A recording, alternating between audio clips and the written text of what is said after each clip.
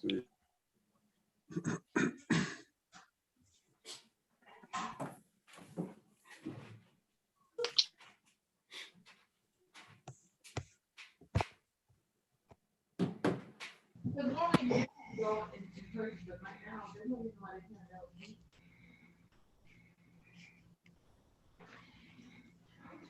Hello, Gary.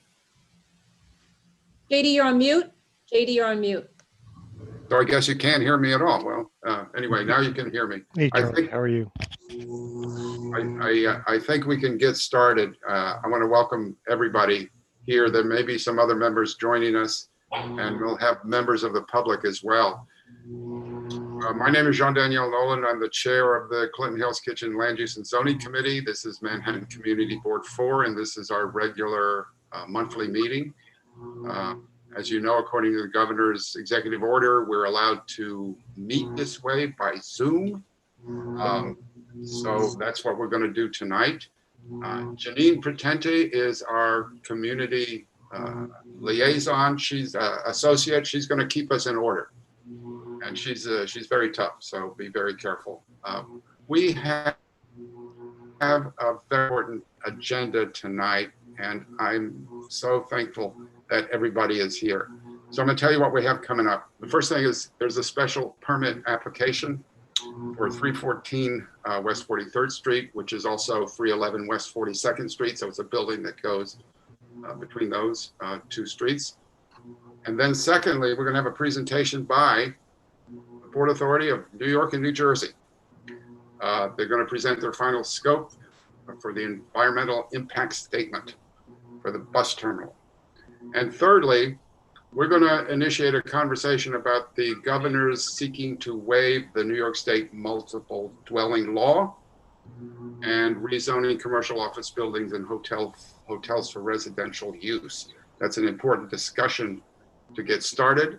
I believe Layla from Board 5 is going to join us because it affects a lot of communities. We're going to talk about that. And then we have some new business items.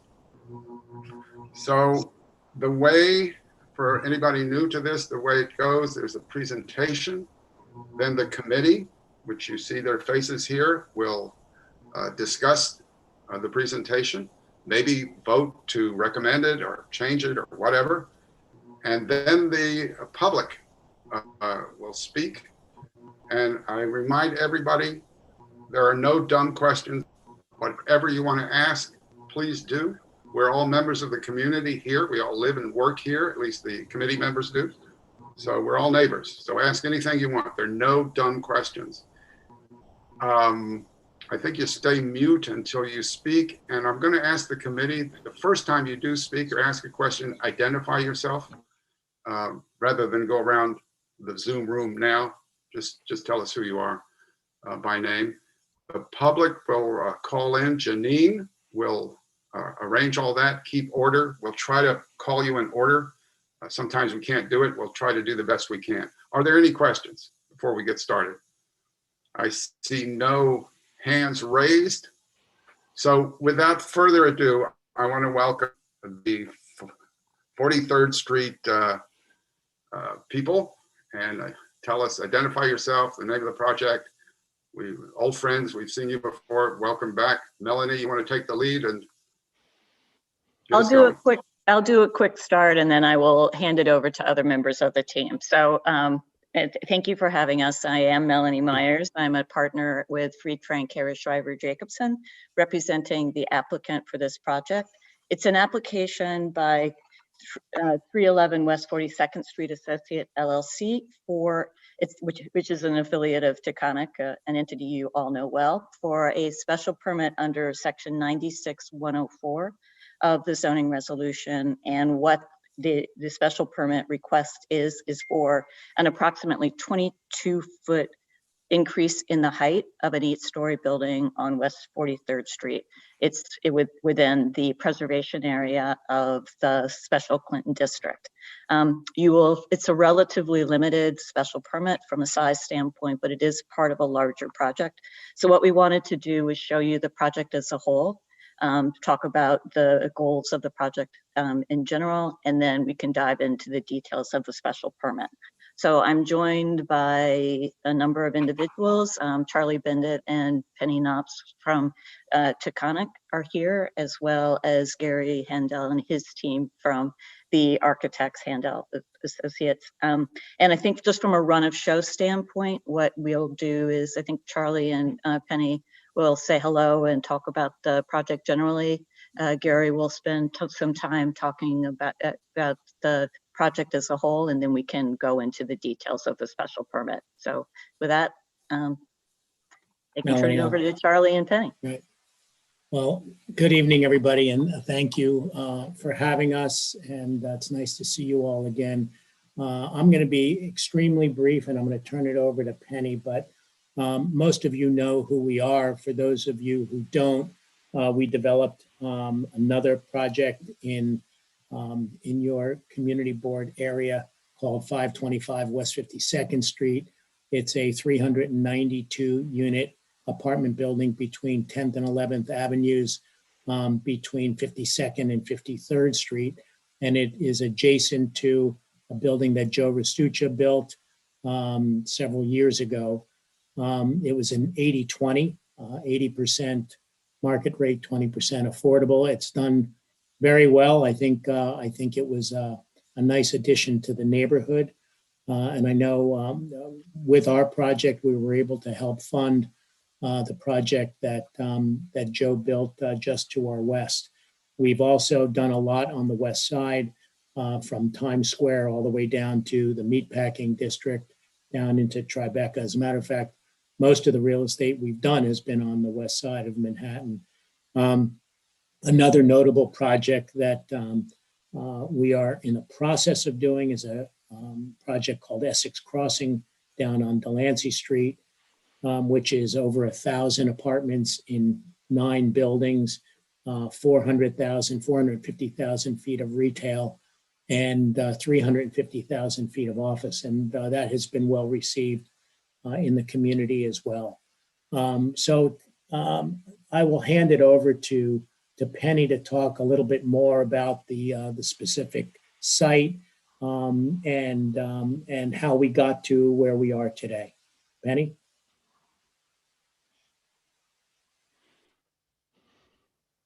Thank you, Charlie. Can we get the next slide? Great, thanks. Penny Knops, I'm with Taconic.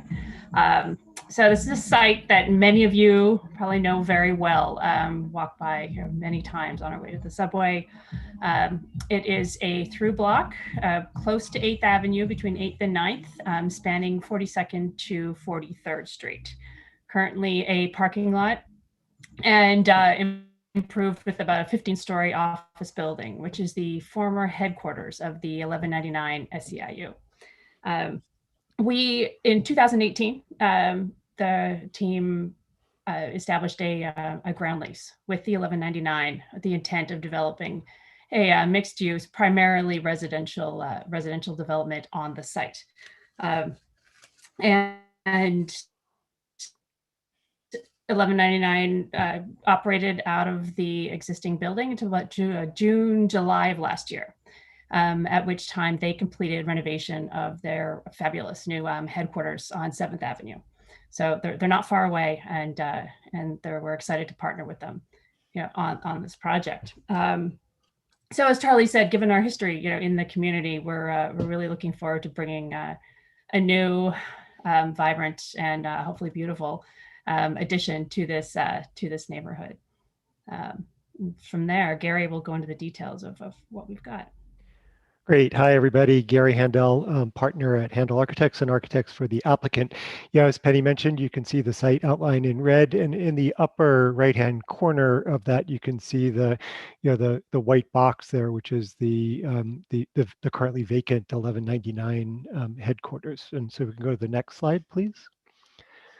And so here you can see a series of contextual photographs taken around the site, starting from and moving around counterclockwise. Starting at 1, you can see, looking at the at the existing, building on site for 1199, and then moving around slightly towards 9th Avenue, seeing the edge of that building and starting to see the through block parking lot, and then moving over to 3, seeing looking back to, through towards 42nd Street, and then moving to the western corner of the site and looking back towards 1199. And then we come over to photograph 5 in the lower right-hand corner over on 42nd Street. Again, looking, looking at that, looking at the parking lot, and again looking straight through at the parking lot at 6 and 7, and then looking back at the site from looking down 42nd Street towards the west in view 8. And let's go next, please. And so here you can see a cut through of the site from 8th Avenue to 9th Avenue running through 43rd Street. And so 8th Avenue on the left, and then you can see the existing 1199 building, which rises to a bulkhead height of 207 feet and 193 feet to the last roof of the last occupied floor. With a base height of 88 feet 7 inches, and then all in color all of the other buildings that make up the street wall along 43rd Street. In gray, you can see the larger scale buildings that make up the 42nd Street skyline. So a radical scale shift from 43rd Street to 42nd Street, lower scale buildings fronting onto 43rd, and the larger scale of buildings fronting onto 42nd. And if we go next.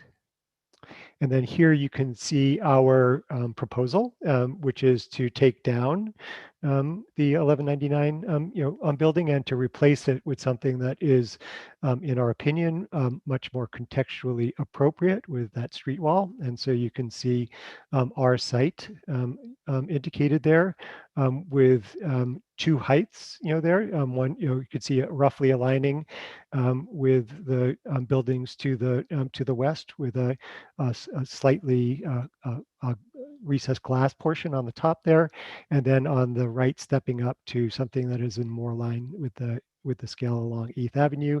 And then in the background, a tower element of our site, which will front onto 42nd Street, taking its place along with the other taller buildings along 42nd. I'll go next. And then here you can see the height references, so basically the as of right height that's allowed in the preservation district, and Penny and Melanie will talk a little bit more about that. It's 66 feet. And then our building at its upper floor raising to 88 feet 4 inches, which is below the 99 feet, which is allowed under the special permit, and roughly in line with the existing base height before setback of the 1199 building. And go next. And I'll turn it over to Melanie now. Yeah, and so just situating the site within the zoning map and within the districts itself, for a relatively smallish site, it's got a pretty complicated zoning conditions. So it's actually in 3 different sub-districts or sub-areas of the Special Clinton District, as well as in a piece of the Special Midtown District, make it a little more complicated. For all of the parts that are not hatched, it's sort of what you think of as more of a typical midtown zoning. It's a 10 to 12 FAR zoning for those areas, and with the ability to build a tower along the 42nd Street frontage. And so from a project standpoint, the tall building that Gary identified would be on the 42nd Street side, and that portion of the site would be as of right. The portion that you're seeing here that is hatched is the portion of the site that is within the preservation area of Special Clinton District. It's a district you all know well. It was created in 1974. The height limit, as Gary said, of 66 feet was established at that time, as well as the special permit that would allow that height to be increased to 99 feet, given the context of the surrounding building. And if you go to the next slide, just sort of moving into the text a little bit more, the text allows for the special permit based on looking at the surrounding area and looking at the, to ensure that there's adequate access to light and air. And given the context, and we'll spend a little bit more time looking at the context, looking at what existed there, it's the varying heights along 43rd Street, including the building directly across. We think that this is a very good site for the special permit. And what it allows the building to do is give it a little bit of breathing room. It allows for there to be slightly more gracious floor to ceiling heights within the residential, as well as the opportunity to introduce a retail at the base. And again, as we think that with the use of the special permit, we're able to create a very nice building within the context of 43rd Street.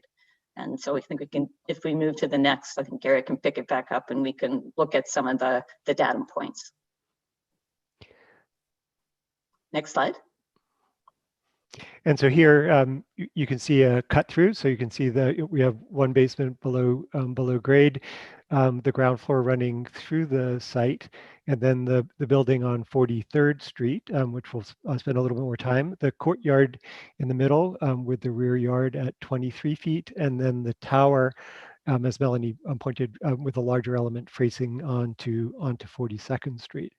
And you can see on 43rd Street we have the retail on the ground floor, and then we have the residential above that, and you can see the 2 floors in the darker blue overlay are the differential between the 66 feet and the 88 feet 4 inches that we are asking for there. And go next.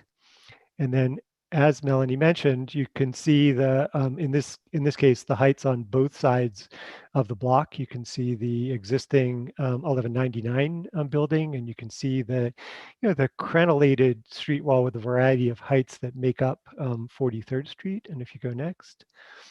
And then you can see our building in context there. So I think the building directly across the way is roughly the same height as the existing 1199, rising to about 193 feet there. And then go next. And then you can see here the variety of heights that make up the 43rd Street street wall. So you see 311 rising to 192 feet, and some of the more typical buildings, hitting the 66 feet, 332 West 43rd Street at approximately 78 feet, and then 360 West 43rd Street, which I believe was also, created by the same special permit, rising to the full 99 feet that is allowed under the special permit, and then our building, which would be at the 88 feet 4 inches. And go next. And then, as you have seen from the photographs, there the character of the street wall along 43rd Street is really defined by a rather eclectic mix of masonry buildings. And so our goal is to design a building that works within that context and using high quality masonry, decorative lintels and sills, a variegated pattern, a watercourse at its ground floor, highly articulated base in order to create a building that we think will be a good addition to that 43rd Street street wall. You can see on the left side, that's a portion which is in the special Midtown portion of the district, which requires a pedestrian circulation space, which will create a little recess and entrance to our building. And go next. And here you can see the building looking west along 43rd Street, and how that building steps up from the masonry steps up from that 66-foot height to the 88-foot 4-inch height. An articulated glass piece above that in order to create that linkage between the masonry buildings to the west, and then the step up to create that rough alignment with the building closer to 8th Avenue, and then the entrance to our building down in the lower left-hand corner. And go next. and then a detail of that entrance showing our lobby entrance, and the recess portion that is part of the Midtown portion of the Special Clinton District. And go next. And then again, our building in context with the larger building on 42nd Street behind, completing the street wall along 43rd Street, filling the missing tooth that's created by the parking lot now, and in our opinion, really creating an addition that is contextual with the existing 43rd Street street wall. And next, I think that's it. Yeah. So thank you for your time, and we're happy to answer any questions that you might have. Sure, we'll have a few. Thank you, Melanie, Gary. Thank you all. Questions. Let's start with Brian Weber. You had your hand up. Welcome, Brian. You're Brian. Identify yourself and take it away. Hi, Brian Weber, public member of the Land Use Committee. You've referred to the building to be demolished as 1199. There's another name that is associated with that building. Is there a reason you're not mentioning that? That is the Martin Luther King Jr. Labor Building that, just FYI, is not landmarked, but it was recognized as state eligible for the National Registry. And I'm curious if there has been any exploration of converting that building usage to residential and possibly reusing it and preserving that building, or at the very least preserving the mosaic, the WPA mosaic on the lower level, which is really kind of a treasure of this neighborhood, or at least to me it is. So I think there's two parts to that question. One is the usability of that building for residential purposes, and the other is the question about the mosaic itself. One of the things that I would mention, and certainly Penny and Charlie can add to it, is that I think there's recognition that that mosaic is important. It's an important piece, and it has great history for the union. So one of the things, if you go and look at the union's new headquarters, that you will see there is a recreation of that mosaic, same tiles, sourced from the same place, that sort of recreates that history with the union and in their headquarters. And that was part of the history of the site and the history of the transaction. And so while it's not the mosaic that's on the building, a recreation of that mosaic does exist and will exist in the union building itself. Thanks. I guess that's not the total question. It was, can we preserve it for our neighborhood? And also, can we also acknowledge that was the Martin Luther King Jr. Labor Building? I can answer. Oh, go ahead, Charlie. Go ahead, Penny. Penny, go ahead. So we refer to the 1199 because they're almost our partner in this venture. So so we think of that building as was there, and it was their headquarters. So there's no intentional misnaming the building. And we've spoken with them at great lengths about the mural, and gosh, over a year and a half ago, they had 3 teams out there, separate teams, doing investigative probing of that mural and of the installation. I'll speak, for 1199, as best I can. I'm sure they could correct anything I speak, but they found that it couldn't be moved. Their intent was to move it and take it with them. Because they valued that and they understood that. So they even tried to take a piece of it, and they couldn't even come down. The question as a piece, wasn't about taking it elsewhere. It was about preserving right. it. So what happened is that this will completely crumble. It's installed on site as a site specific, application. It's sitting on inches of mud set that is also crumbling in behind. So several of these pieces are sort of crumbled off. So it just doesn't hit, there's no stability to it beyond how it is right now in another life. To answer your other question, the building can't be used as residential. It just doesn't work. It's totally dysfunctional. There were just too many elements of it that just cannot work as a modern residential building.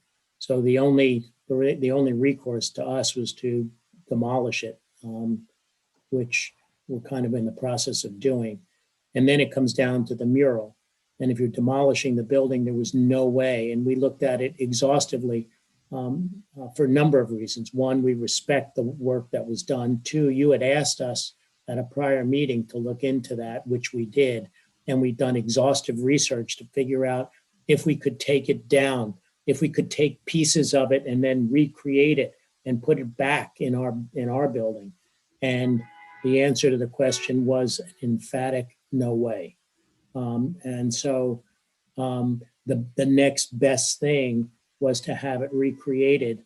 And it was actually the grandson of the artist who actually did the work to recreate an exact replica of it in 1199's new headquarters at 498 7th Avenue. So, we respect the work that was done. We respect the importance of the work and what it represents. But there was just no way to do it and preserve it. So we tried. And I thank you for asking, by the way. Okay. Thank you. Thank you, Charles. Thank you, Brian. Chris, you had a question, then Joe? Chris LeBron? I'll hold my question for Joe and then go after. Okay, thanks, Chris. Joe? Yeah, a couple things. One is on the mural part. I would suggest that going forward, you actually describe that in your presentation, because people are aware of it, they know about it, and you were responsive to us. Also to Brian, for 40 years, I referred to it as the 1199 building because that's the union building and that's what it is in the neighborhood. We used to meet there regularly, our board. So I don't think this is really a disrespect issue, just how we refer to it. The fact that the mural was recreated is a great thing because it was responsive, and the fact that the union did it is even better because it's so connected with them. It's not WPA, it was done in the 1950s when the building was built. I want to talk about two things. One is a special permit. And yes, the buildings down the block at 360 West 43rd were subject to the same special permit. And we worked with it. The committee board was against it, but understands it was initiated as a way to preserve the 9th Avenue buildings at their height, along between 42nd and West 43rd. I think the change you've made with having the glass come down so the masonry ties better to the buildings to the west actually works pretty good. And this is something that is very rare our board would support this special permit. This location, this site, it seems to make sense. But I want to bring to your attention something specifically and ask you a question about this recess and the pedestrian circulation. For Melanie, that is a requirement of Midtown Special. Is that a through block thing? No, it's not a through block. It's a percentage of the floor area of a building or the lot area of the buildings. So. And what is it? And what is its function? What does it do? It is intended to provide, and the broadest scale, so I'm giving you the broad scale theory. So pedestrian circulation space is required in many areas of Midtown in order to provide some relief from the sidewalk. So rather than having your door enter directly on the sidewalk and blocking the space of the door opening, by having the recess, people walk in and you're giving more relief to the sidewalk. So it comes from that concept. If you're asking me whether this particular location really needs to have it at a functional level, I think the answer to that question is no. But at a technical zoning level, it needs to be. So I bring to you a broader concern, which is not just its functionality, but its location, period. Clinton Housing owns a building right across the street, a small residential building with Cameo Studios. We have serious ongoing issues with Midtown North, and the Midtown South precinct. There is a lot of criminal activity on that corner. I am very concerned that recess we're to the point where we've been asked to remove our street planters because they're being used to store drugs. I am extremely concerned that the way that's designed, it will become a location that is not what's intended at all. So can you please look at that? Because that's a real, we're struggling with this issue on a regular Understood. basis. By the way, Joe, we would be happy to not have that. Right. It was like why are we having that? Because I can see it. I can see a lot of dogs hanging out there and doing their business over there. I brought up a lot of questions and said, why are we doing this? And the answer was because we kind of have Because to. zoning says so. Yeah. Right. But what I bring to you, the real functionality, we don't want to have it be another community hotspot to engage with because of a zoning provision that creates a problem for your functionality and our security. That's all. By the way, there's a lot of light that comes, so there's transparency there from the lobby. So there will be a lot of light in the evening, even during the day, because of the transparency behind that screen wall there. So it's not just a blank wall. It's actually Yeah, goes in. I mean, it actually, if I don't know if we can bring things back up, but it might be useful to just look at that because the lobby, the main lobby door is immediately next to that recess, but there is a door in that recess, and the lobby itself, where you would be coming in and there'd be a doorman, is directly behind that recess. So it's designed to, sort of take that concern into account. I don't know that it does it 100%, but there will be activity in that little area that is business related, building related, not just. I just bring it to your attention because we're going to probably put that in a letter simply because it is an ongoing struggle to not have drugs stored in planters. You are doing a recess with planters. Yeah. Maybe not to replicate is a good idea. Okay. That's all, JD, for now. Thank you, Joe. Thank you, Melanie. Thank you, Joe. Go back to Chris. Thank you, Joe. Chris, are you Joe, with us? yes, I'm here. Can you hear me? Can you hear me? Yes. Yes. Excellent. Okay, my name is Chris LeBron. I'm a member of the board, member of this committee, member of the Waterfront Parks and Environment Committee. Live in Hell's Kitchen, obviously. Well, not obviously, I can work here as well. But Brian and Joe brought up 2 points. One major concern of mine is the recess. And when Joe says people are hiding drugs in the planters, they were also at one point hiding drugs inside the phone booths. Here is my biggest concern is that I'm not sure the definitions of drugs really is driven home. We're talking heroin, crack, and meth. Okay, that corner on 9th Avenue and 43rd Street has been a hotspot now for 5 years. It's going to be a continued problem. And the reason why is because there's always an argument between jurisdiction, between Midtown North and Midtown South. Who makes the call? Who responds? Nobody knows on a given day. It's the boundary line. Yeah, it's literally the boundary line. Exactly. So nobody knows who's responsible on any given day. So if it's too messy, it's nobody's. They're reluctant to respond. So there's a deep, deep concern. And these are hard drugs. This is not marijuana. This is very, very hard drugs. And these are very able-bodied individuals trafficking. So when we say, please reassess the abatement in, don't have it. That's what I'm saying. And I'm going to back any language written on this committee that stresses that. Two, the mosaic. It's a shame that it can't be saved.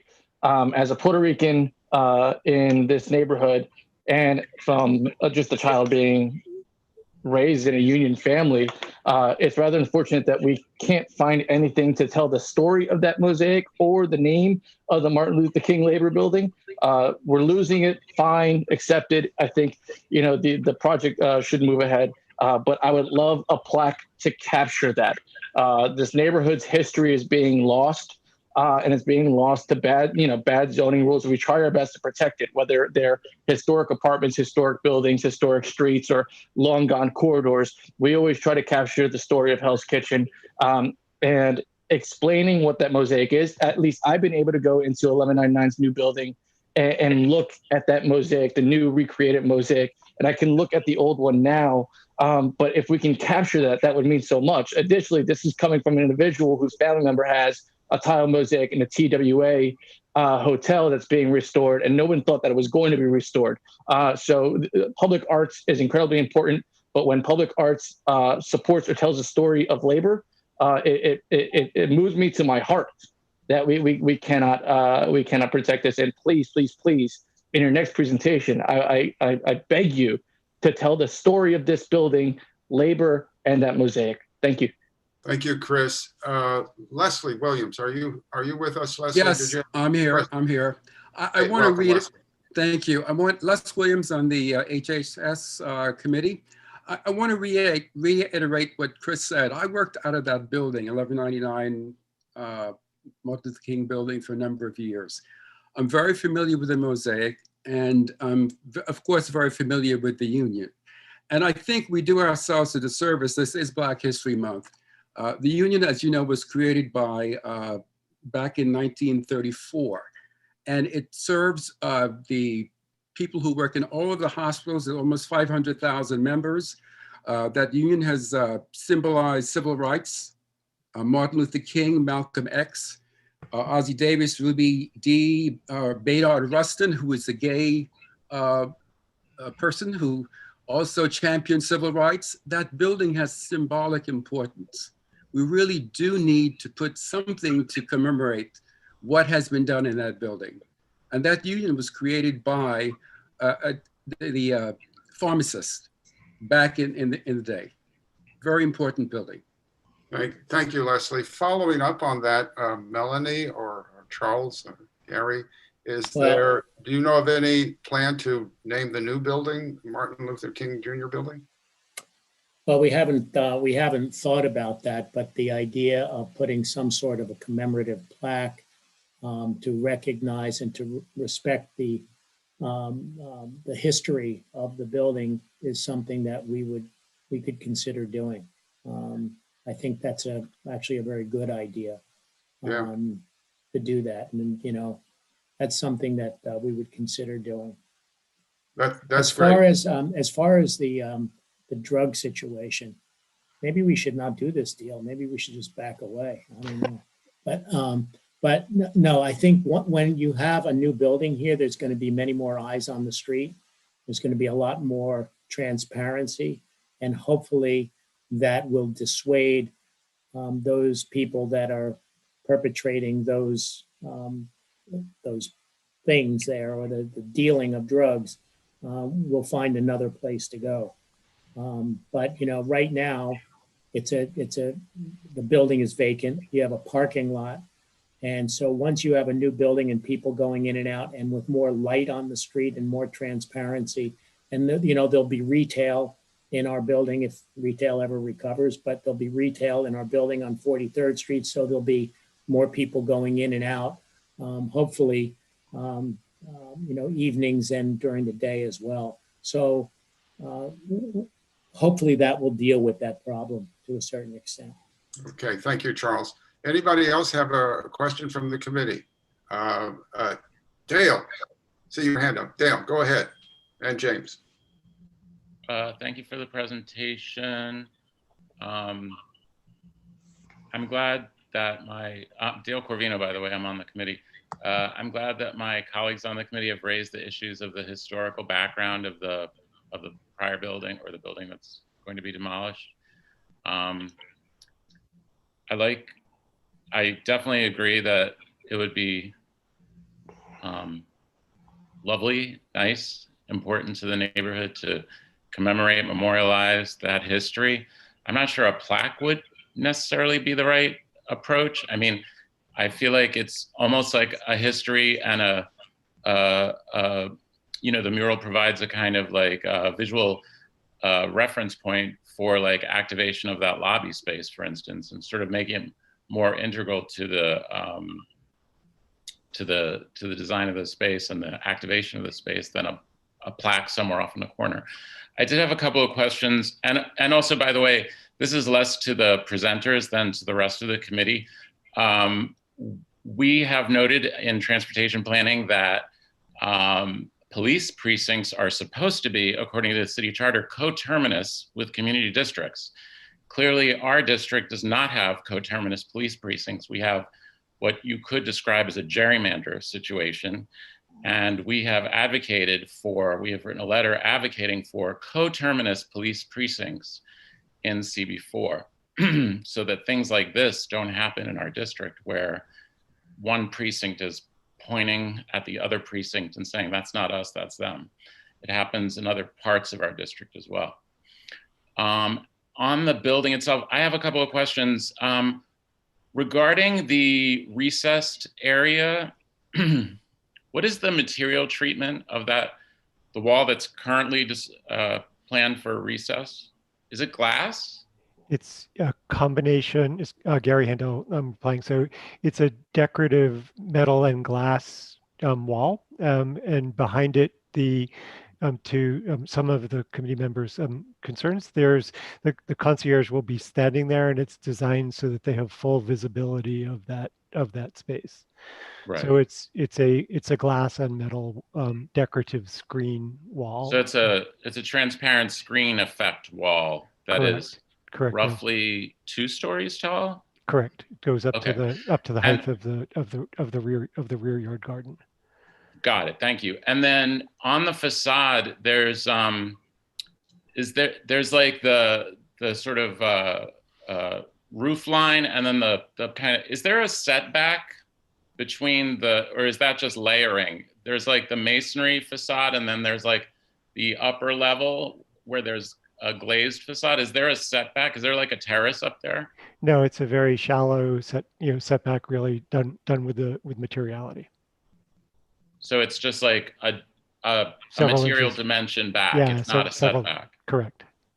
I mean, I think you'd have a more compelling case for that height differential, because you're requesting additional height at this point, right? Yes, so basically as allowed with the special permit. Yeah. Yeah, if it did set back slightly, like a terrace layer, just because now it's on the street level. Like if it was set back a few feet, even just a terrace width, it would make more sense as an additional height. Like it wouldn't impact the street wall the way it does now. So that's the suggestion on the height differential. And then thank you for the answer on the materials. Thank you, Dale. I forgot Paul. Paul, I think you had a question, and then James.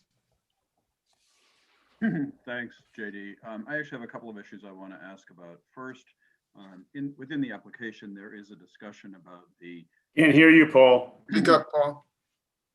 Sorry. Is that better? Okay, Yeah. Thanks. Sorry, everybody. A couple of questions. First, within the application, you talk about the distribution of affordable units.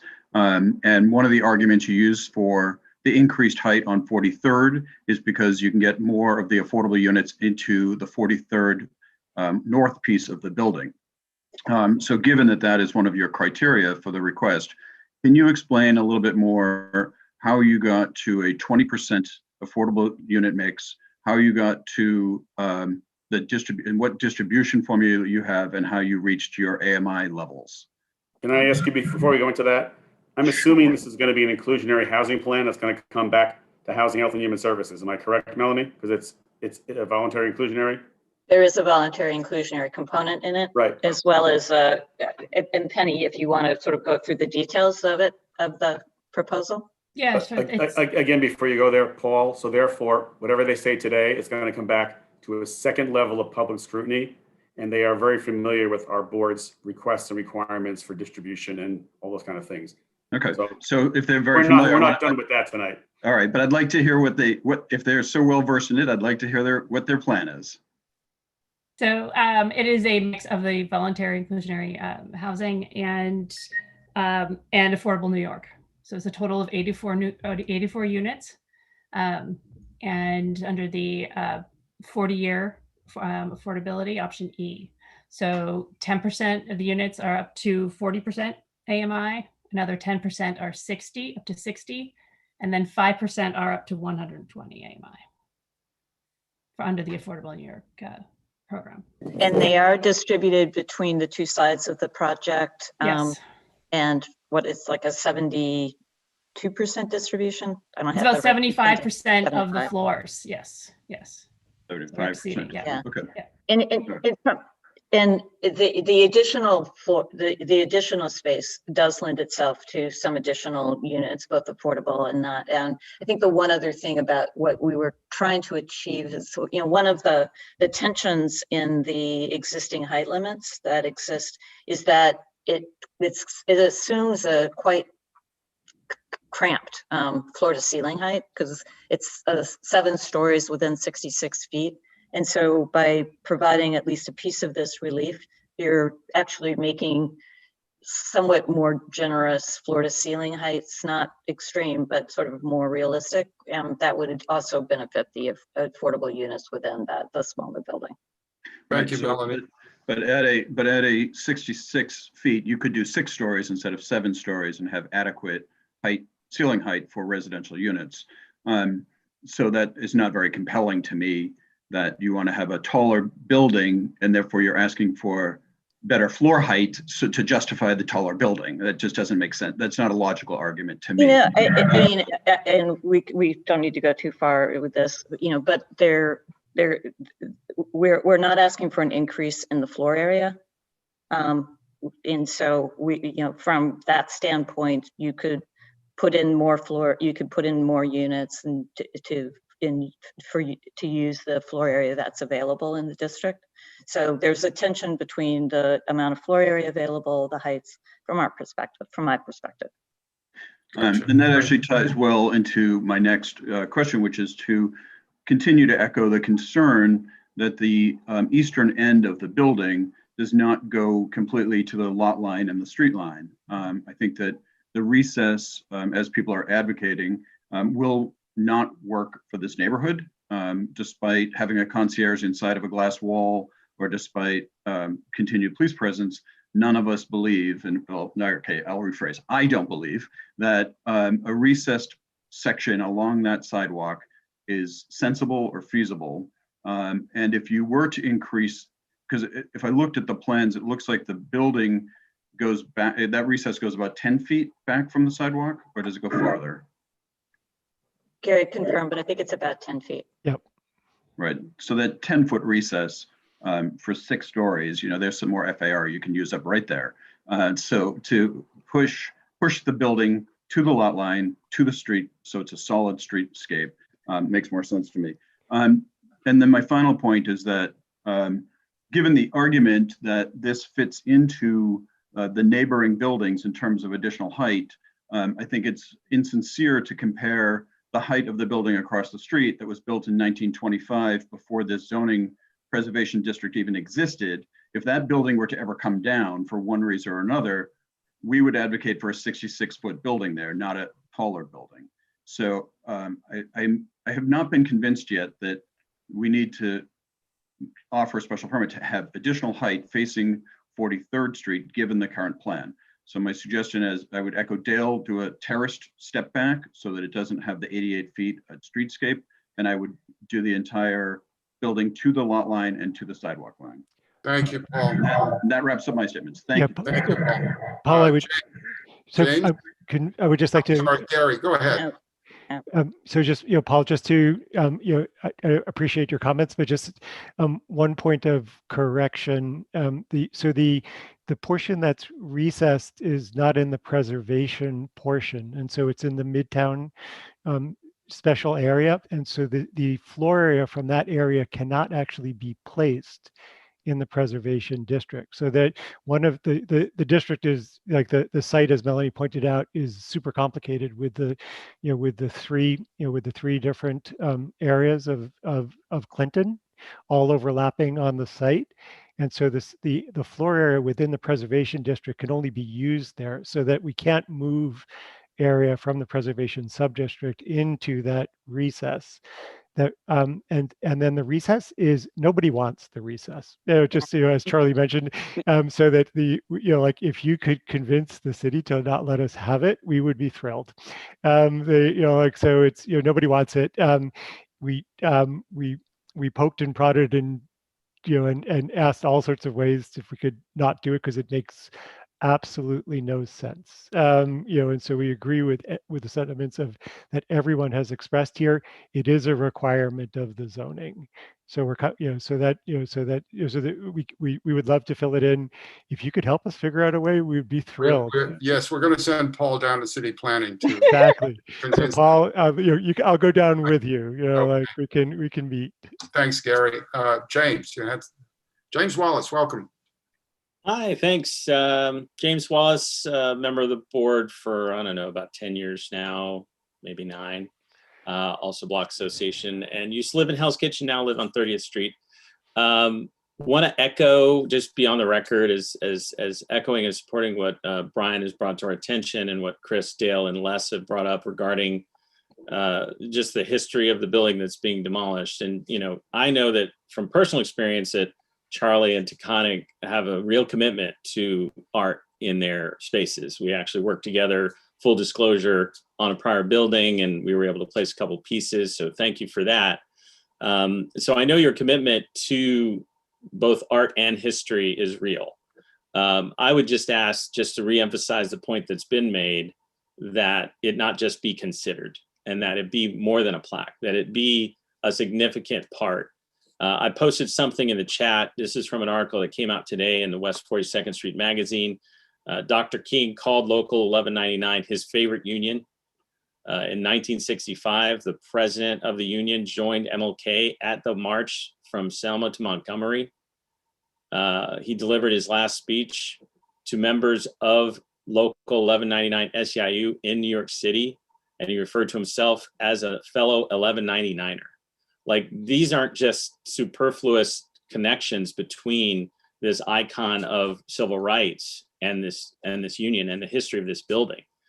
So it's more than just a passing, interesting mosaic. It's a significant part of the history of America and of this city. So you certainly have been, mitigated in terms of the issue of moving the mosaic, because the 1199 relocation resulted in an assessment by another architecture firm that it couldn't be moved. And so they made a very impressive recreation of it, and that's great. But it still does not avoid the core issue here, which is that there is significant history with the building that's being demolished. So Charlie, I hope you can, commit to preserving something of that history, if not physically with the mosaic, then with some sort of commitment to really doing justice to this history. Thank you. Thank you, James. I think that's a good point that's been raised. We're going to finish up with the committee and move to the public. Joe, you have your hand up. Yes, I just want to note again that you have in the site one of the tenements on West 42nd Street. I'm just confirming that is merely the development rights you purchased from that. Correct. That is not part of the building. You should also note that in general so people understand there's no displacement happening there. And then when would you expect that you would return to the community board with the inclusionary housing plan for our review? Penny, do you have a date? Maybe I don't have a date. I know we're hoping to wrap up that application this month. So we're talking sometime in the next 60 days? Yes.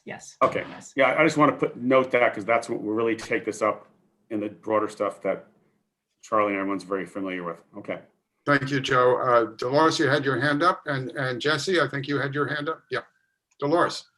So Welcome. no one's really talked about the 42nd Street side. So I just wanted to say I really appreciate the look of the design that you have on 42nd Street. Although I'm very much going to miss that walkthrough of the parking lot, which of course we're not supposed to walk through, but everybody did. I do happen to really like that look. The 43rd Street, I was a little surprised, thinking that I wouldn't like it as much because of that the articulation of glass, both on the 43rd and 42nd Street side.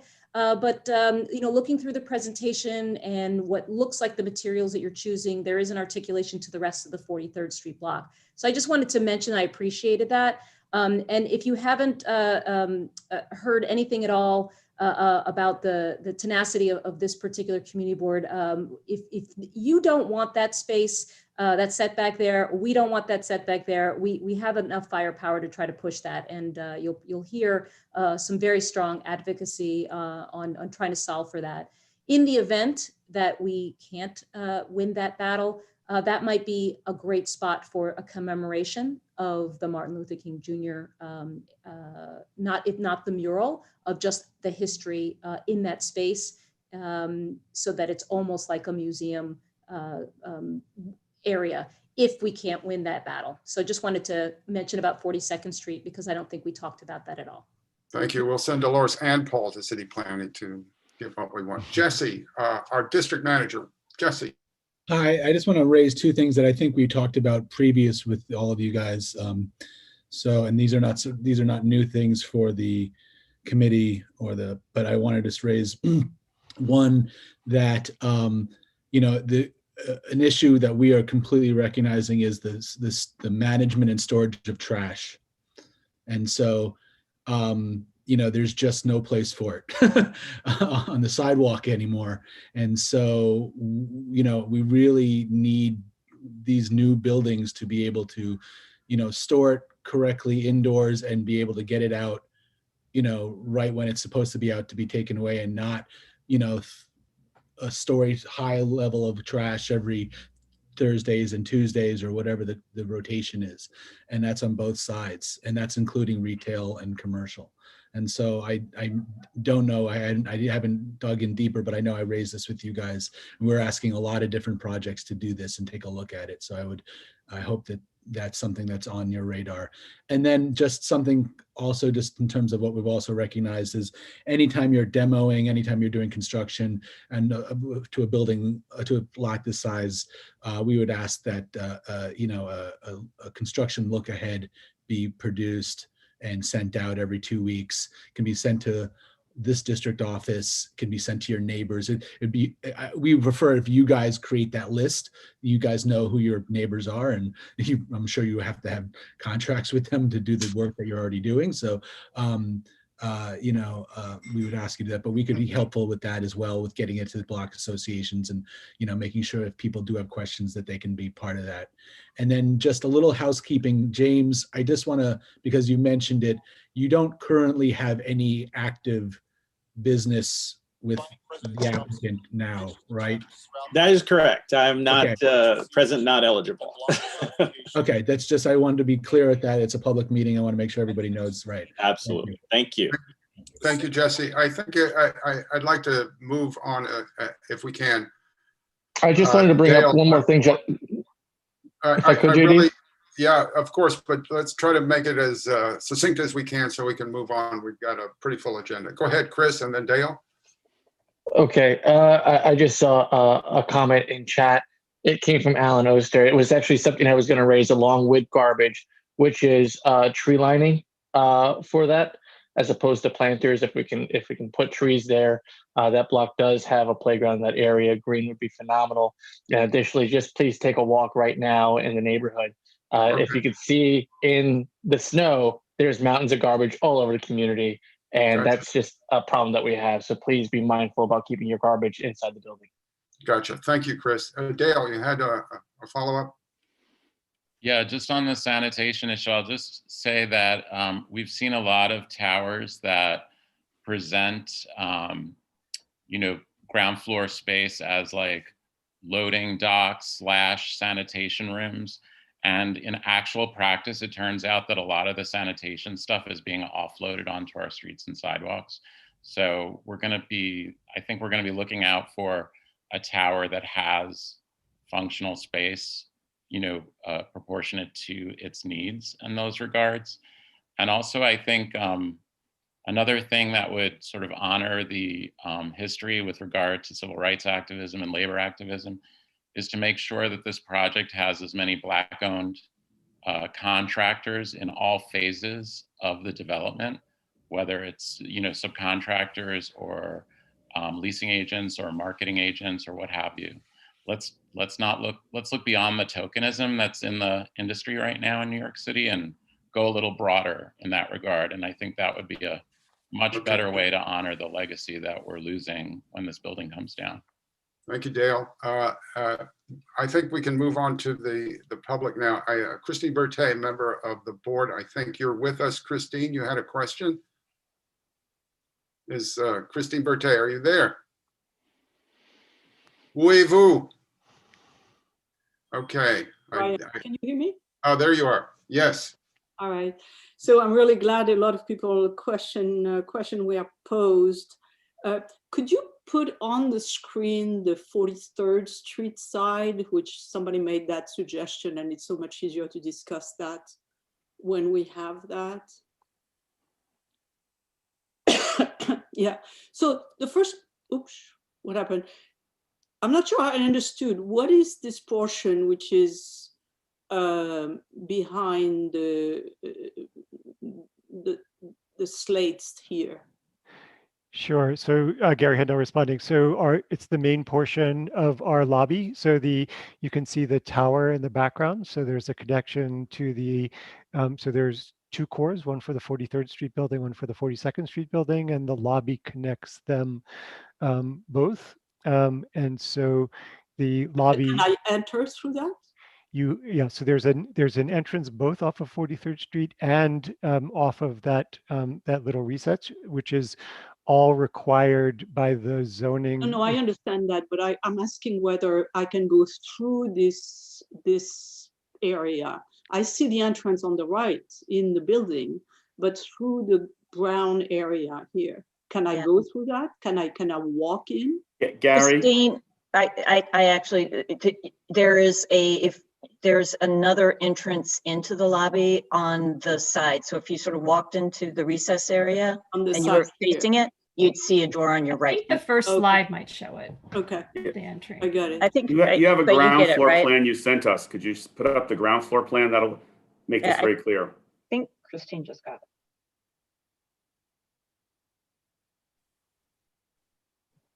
Do we have a ground floor plan, anybody? Because I see the greenery here, so it kind of looks like you the can't walk greenery past is it. Yeah, flush the greenery is in the back, and so there, oh, it's in the back. So yeah, and so you from can here that there's a it's door flush. there's a door on the side there that goes into Okay. the same I got it. vestibule. Yeah. So now I can make my comments. Let me make my comments. So so I want to go back to the garbage.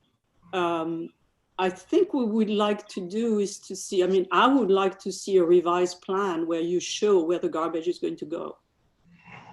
I mean, it's not enough to just say, we're going to take care of it. We need to see a revised plan, and whether you are going to have a space for the garbage and an appropriate space, which has a major entrance so that the trucks can come back in and pick it up.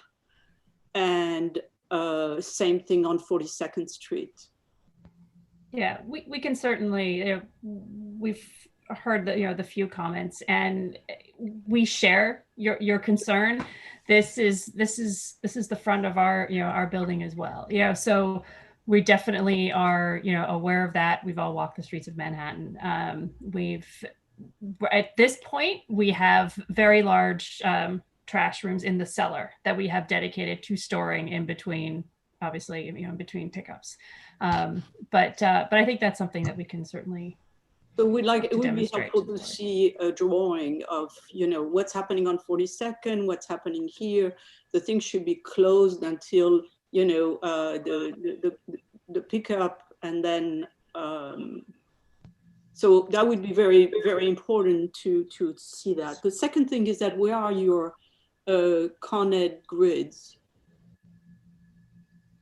There are two existing Con Ed vaults that will remain because they're actually feeding the neighborhood.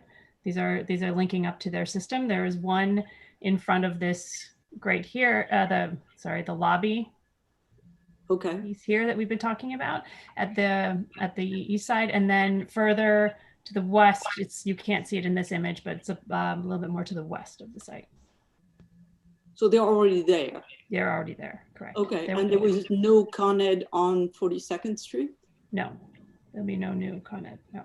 Okay, so all the trees are, the trees you have represented are the trees that will be planted? Correct, yeah. Okay, good. And what on 42nd Street, you have planted trees as well?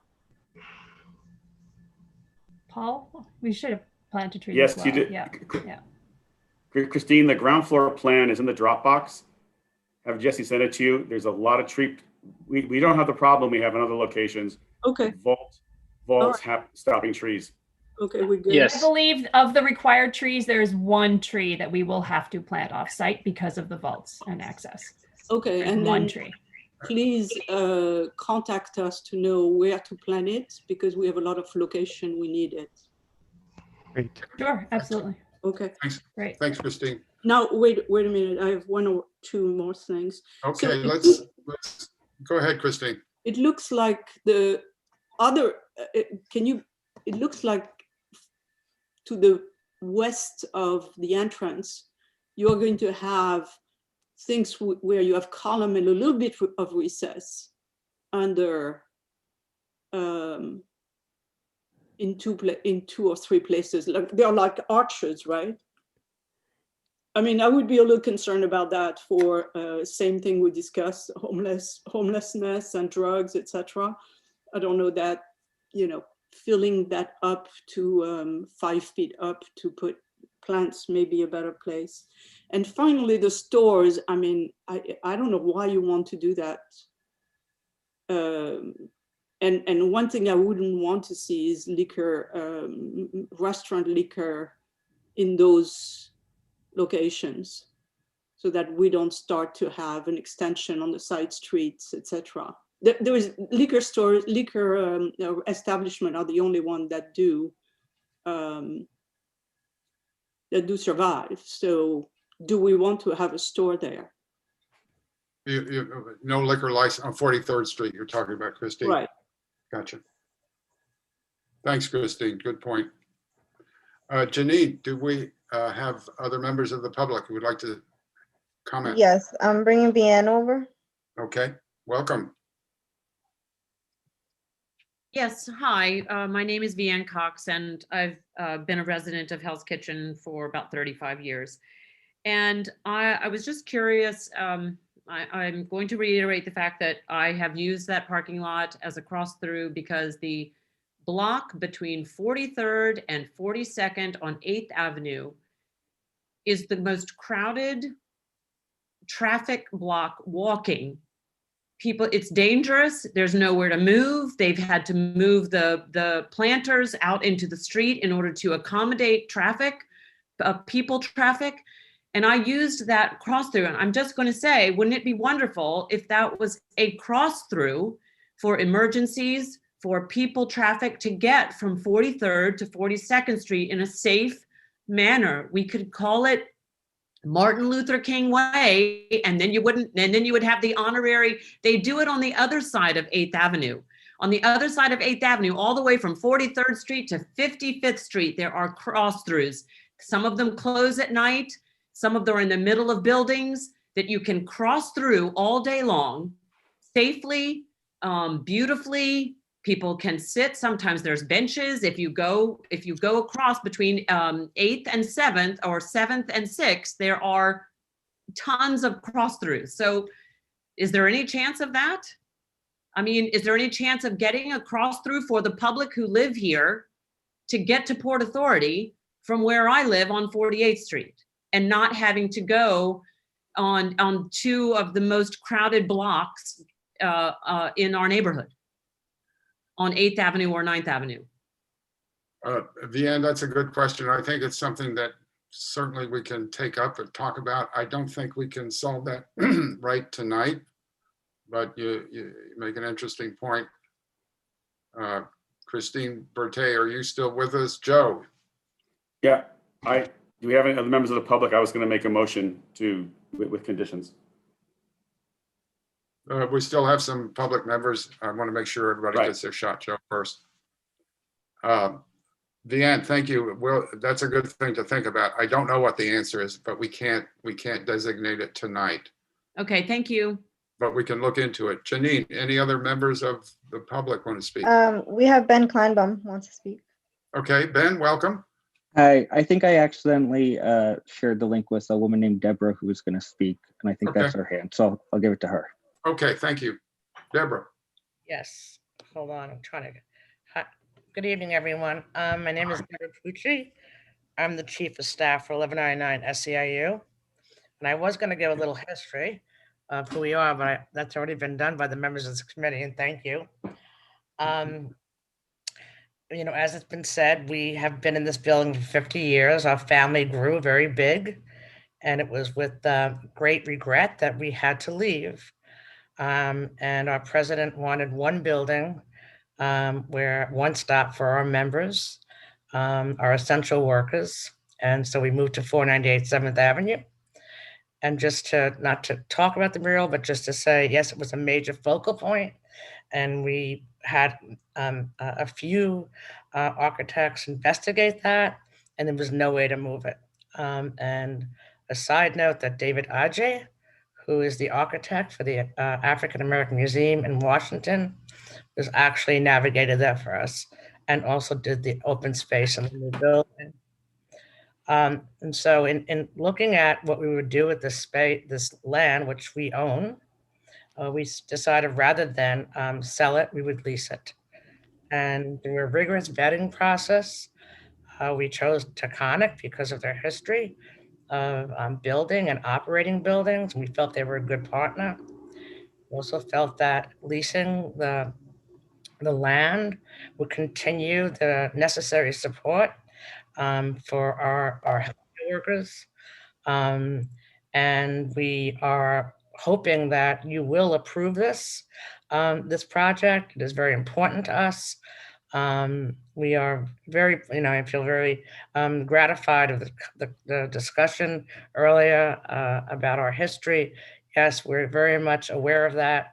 And David Ajay designed 4 floors in the new building, capturing our social justice history. And I'm here for any questions, but I really do hope that you will approve this project. Taconic's been a great partner with us through the pandemic.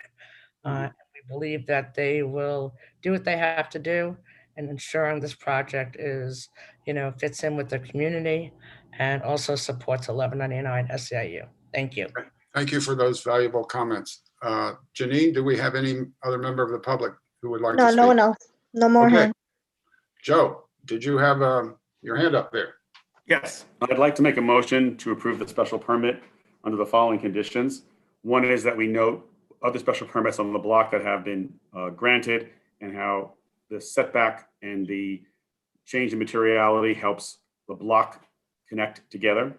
Second, that we note that it's only development rights being purchased from the 42nd Street tenement. There'll be nobody displaced at that location. That next part is the garbage management issue. We detail that and talk about how it should be managed. We note for the record that there's no conflict between the electrical vaults and the street tree planting, and X number of trees will be planted on site and one off site. That we get the construction look ahead for going forward when the building actually gets into construction. And that most important, we have a commemorative plaque with photographs that tells the story of the mural, of the mural at that location. I think the good part is the union has spoken.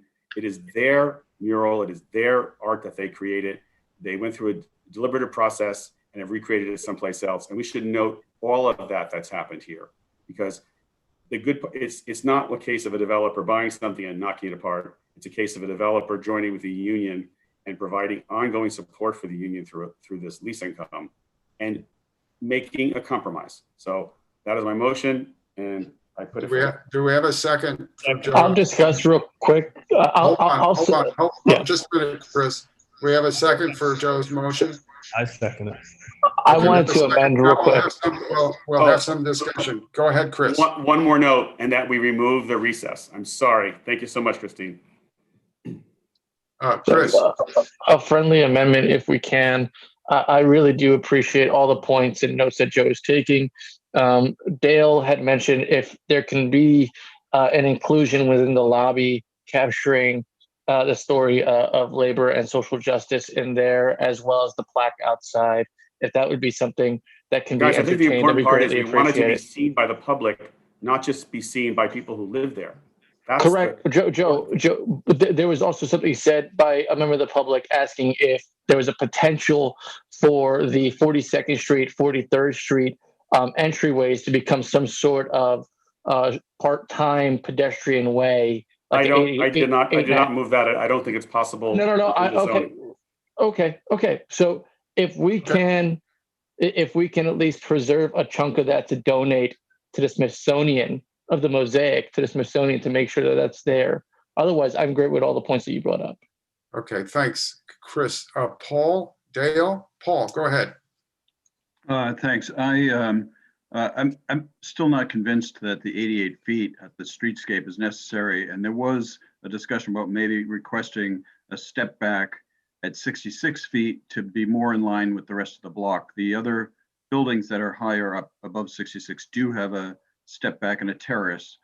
So I'd like to see a little bit more pushback on the 88 feet of the street wall, and that we could see maybe. Okay, Joe. Joe, do you have any thoughts on that? Yeah, I don't support that, because I think what has been accomplished is a change in materiality, and that, although it's not a perfect solution whatsoever, when you look at the full streetscape there, it indicates the stepping up and stepping down. So I actually support this. And trust me, it didn't look like this to begin with. When they came to the board last year, was not this thought out. Okay, Dale, you had a. Hi, Dale. I would just like the part about commemorating the past history, not to specify a plaque at this juncture. I think it's a kind of reductive approach to it, and just challenge the owners and the developers to commemorate the history and the mural that commemorated the labor movement and Martin Luther King Jr. in some way, in some manner, rather than like pigeonholing a plaque. If we don't ask for something, we will not get a result. No, I want to agree with Dale. I think it's something that should be figured out, and I would ask if they could work with some members of this board to work out what would be best. Would that be possible? I think we need to note that if we want to work it out, we have to work it out prior to the special permit being approved. Otherwise, we lose any leverage in the public approval process. We cannot give them a blank check, work it out. So that makes sense, JD, to work with the board prior to the approval to come up with a solution. We can say, yeah, but we can say we want it worked out before we approve the special permit. Well, we are approving. We're acting tonight. That's the problem. Right. We have to say it. We have to write in a way that says, come up with a solution. Right. In agreement with the board prior to the city council acting. Exactly. And we're not specifying exactly what it has to be until we work it. That'd be fine. I think that's what Dale was getting at. Yeah. Thanks for translating. And then also just to encourage the owners and developers to engage as many Black-owned subcontractors, businesses as possible in the development of the project. I feel that is not something we can do as a board legally. I'm sorry. Yeah, I don't know how we get into that. Anyway, thank you. Are there any other points about this discussion? If not, all in favor of the motion and the letter? So I second the motion. It was seconded. Thank you, Chris. Yep. Anybody opposed? Any opposition? Paul? You're opposed? Okay, one opposed. Any present not eligible? I think James? No, I don't have any current business with Tectonic. Okay. Motion carries. Thank you all. Thank you, Melanie, Charles, Penny, Gary. Thank you all. For coming to. And thank you all. All right, good evening. Thank you. Good comments. evening. Okay, now we have another small little item to talk about. Port Authority, are you all here? I see you're joining us now. This is very important for our community. I just want to say one thing. The history of public transportation infrastructure in the United States has generally been destructive to neighborhoods of color or neighborhoods without political clout, as we've seen in Hell's Kitchen in the last century. It was about 2 years ago, I think, 2 years ago, that we were about to experience another destruction of parts of our community. And the community got together at a little church down on 40th Street, with the Reverend Tiffany Henkel presiding, and the community said, enough, we want to work together. We want to do something that benefits the community. And for the first time in history, a large public entity said, okay, we're going to work with you.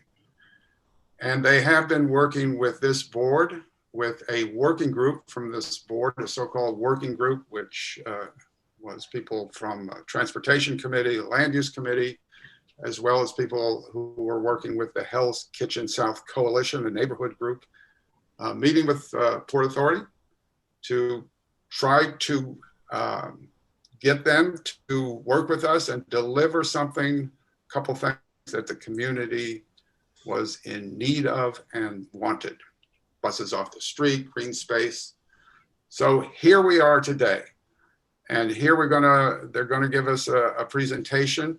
I have to emphasize, it's still work to do down the road, and they may not have all the answers, but it's very important that we all say what we want to say.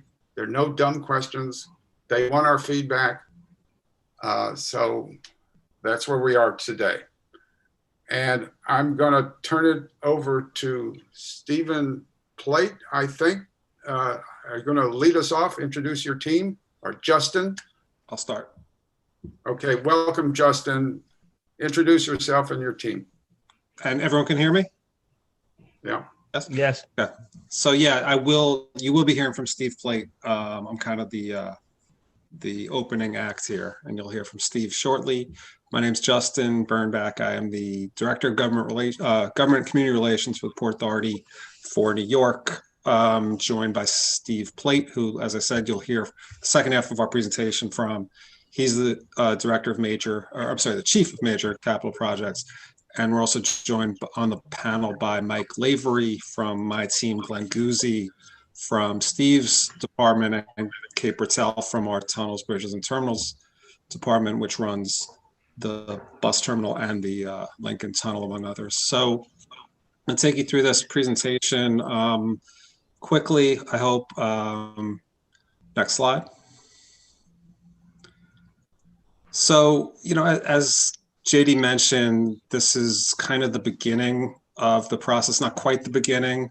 We went through over the last couple of years an initial planning process. As you might know, EISs at the federal government level are now expected to be done in 24 months. So the FTA, who's our federal partner on this, asked us to do some of the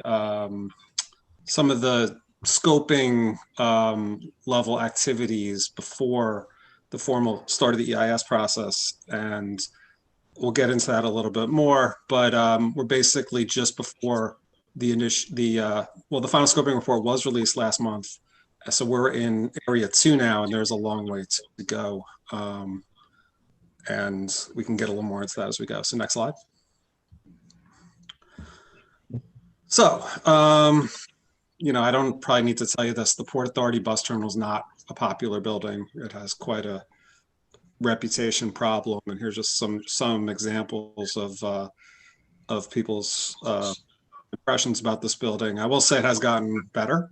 We've invested in the operation and through the quality of commute program, but there's a point here, and it needs to be replaced, and we need to replace it with something much better, and that's what we plan to do. Next slide. So again, you probably know all this. The original bus terminal is now 71 years old, and then the second wing of it was added in 1981, and the building is past its useful life, is I think what we tend to say. Next slide. So it is the world's busiest bus terminal, 186 gates, as you can see, 20 different carriers, 17 bathrooms, 76 million travelers in 18. We served 260,000 passengers on the typical weekday, going back before the pandemic. Yeah. So, and like I said, it's outlived its useful life, and it needs to be improved, expanded upon. Next slide. So this is some of the some of the history that JD was talking about.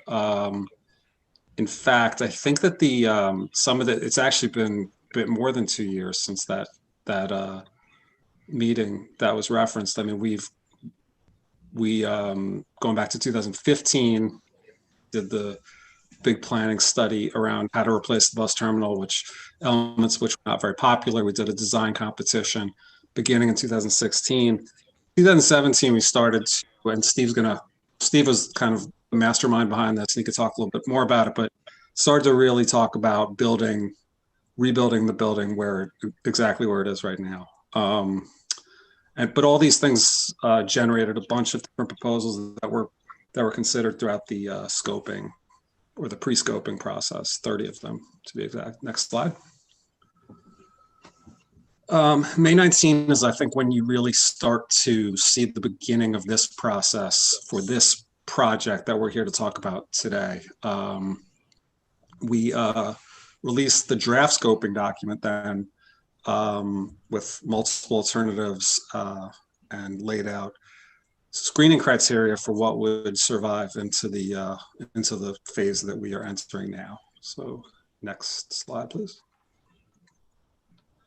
Two of the critical screening criteria you see here, we had to meet this 30% capacity increase that we projected in 2040. Now we've had 2020 was a very different type of year, but we still planning for an increase a major increase in buses where we were in 2019.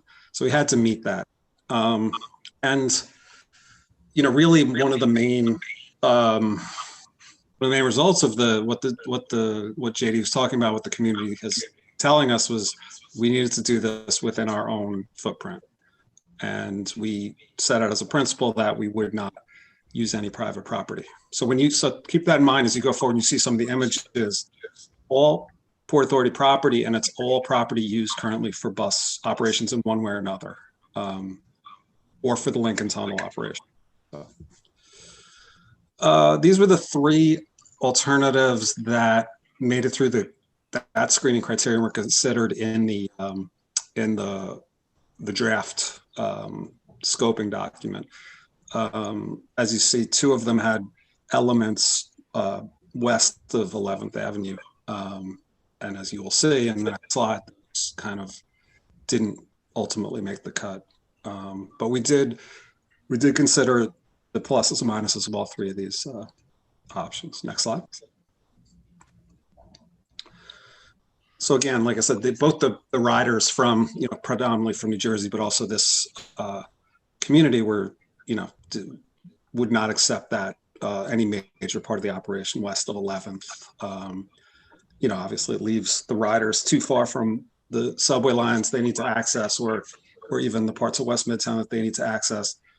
And that causes problems both for them and for you. So that was an issue. We've been hearing for years from this community, rightfully, that we had to deal with a lot of the storage and staging buses traversing the streets, going back and forth to New Jersey during the day, parked on city street lots or city lots, surface lots, I should say. And also the intercity buses are a major headache, as we know, for this community. And, not the ones that are in the terminal, plenty that currently operate out of the terminal, but those that drop off and pick up curbside. So we needed to address those things. And, the community also asked for more green space in a community that obviously needs it. And we're happy to say we were able to accommodate all these requests, as you'll see. Next slide. So last month we did, as JD said, release the final scoping document in this new world of accelerated EISs. This gives us a jump on the process of getting to a draft EIS, which we're going to move into soon. And it only advances the one option of the build in place, which we're going to talk about next. Next slide. So this will be my last slide, and then Steve will take you through some of this in more detail. But as you see, the complex, if you will, is those yellow, blue, and red area. The whole project will have a lot of benefits for this community and for commuters, for that matter. It's going to accommodate the intercity buses that are all the ones that are currently in the terminal, plus all those currently operating on the street, will be accommodated in that blue building in the middle. That will also serve as storage and staging space for the buses that come in during for mainly the commuter buses. So they don't need to park on streets. They don't need to return to New Jersey for the most part.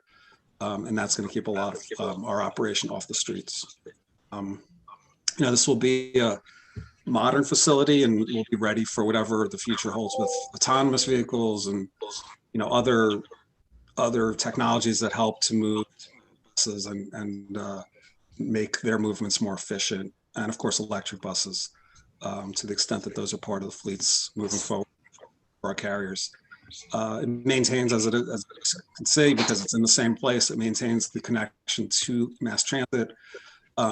Just south of the blue building, you'll see 2 green areas, and those are ultimately, at the conclusion of the project, going to be green spaces for the community.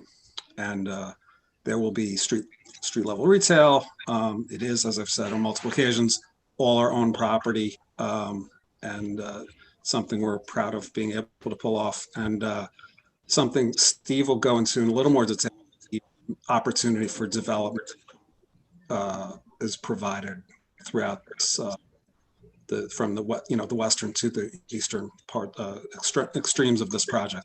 So that a little bit more. So, Steve, want to keep it going? Sure. Thank you, Justin. Thank you, JD. If you can go to the next slide, Janine. Thank you. So I wish I could see you all in person. The last few years, we've been working as one family together. It's been truly a sea change and I think a model. I think it's being referred to as a model how a project of this magnitude gets done, and really aggressively deals with all the issues, both community, commuter, electeds, and all of you. We owe a vote of gratitude, especially CB4, for the tremendous support. JD, you and Christine and Joe and the whole list of people who just devoted their time. And I used to be on this side of the fence in my town for about 20 years, donating many hours into the wee hours of the night after a full day of work. So I thank you for your time, and I'm going to just walk through this a little bit with you. And I think the thing to point out with this one is it really outlines the plan in color, the yellow, blue, and red. But I think it's very important to point out that this is the area that we utilize for our space today. So the yellow basically is where the main terminal is with some slight modifications. The blue is where the ramps are. And then the red is our Galvin Plaza, where we have entrance to our tunnel as well as parking for our buses. Really, I want to spend a minute, though, to point out the green space that we put in front. So the new green space, the one on the north side will be the size of Gramercy Park, and the one on the south side of that over Dyer Avenue will be the size of the Great Lawn of Bryant Park. So I think it's well over 3 acres, even approaching the size of 3.5 acres. Initially, we use it as a stage and storage area during construction, but then our intent is to convert it, turn it back to yourselves, the city, whatever works legally, and provide a green space that I know you folks have so desperately need and have pointed out to us numerous times as something that we need to address. So we really have spent the last 2 years working hand in glove with you. I won't even count the meetings, walking through all the issues. And this is the culmination of our response, which is basically addressing all your issues. But I think JD was right. JD was absolutely right when he said this is a beginning. We have a long way to go. We have years to go, and we're going to be working even more closely into the details of how this plan comes together. And we need to get smarter each day, and that's we're going to need your help. And between the two of us and a whole bunch of folks, we're going to accomplish that. I'm confident we're going to do that. So next slide, please, Janine. So let's talk about the main terminal highlighted in the red with the yellow color inside. There's the facility itself will really, and I can't cover it enough tonight, but we'll be talking to you more about it, but basically a best in class. Some of the numbers, there'll be 5 floors, accommodating more than 160 gates. Another critical element, and Justin alluded to it, is a direct connection to those famous 12 subway lines, which is absolutely critical to keep the people who are commuting off the streets and to keep them as close as possible. So that's the win-win. The win-win is we clean up the streets, we get make sure that the people get direct connection. So for the commuters, it's a win, and for the neighborhood, it's a win. We heard you, and that's why this build in place became so critical. And actually, we initially I came up with a couple of years ago with a plan to do it top down, but we'll talk about it more later. But it really works better to do it the way we've adjusted it as of late. A world-class facility from fully ADA compliant. And we've done that in all our facilities, but we'll do it here. Even modern restrooms, we're looking at really upscale. We're getting all sorts of awards around all our facilities for things like that. And details that I grew up in a similar neighborhood in the Bronx, and we used to love to go with my mother and father to the store with the storefronts. We knew the owners. It was part of a family. It was actually a part of an outing. And the thing that, looking at a facility that exists presently, the doors to the retail only open basically right now to the inside of the facility. And all of you mentioned, listen, you want these retail to be part of the fabric, this whole facility, to help enhance the neighborhood. And we heard you, and we're looking at doing that. We're looking at putting retail spaces that incorporate both neighborhoods and have access from the neighborhoods. And then the other thing is leveraging technology. I use the term, I've used it for quite some time, is do not preclude. And what I mean, let's use a real life example. Today, there's diesels, there's hybrids, heading towards electrics and eventually autonomous vehicles. So we have to design for what's today, we have to design for what's tomorrow, and be able to move into the next generation of vehicles. And constantly, there's actually a term now called Futuristic Engineers, people who predict the future and try to accommodate the facility. And the way technology, when I was a young man, it used to kind of it'd move, but it was kind of flat. Now it's exponential. It's going up. Things are changing daily.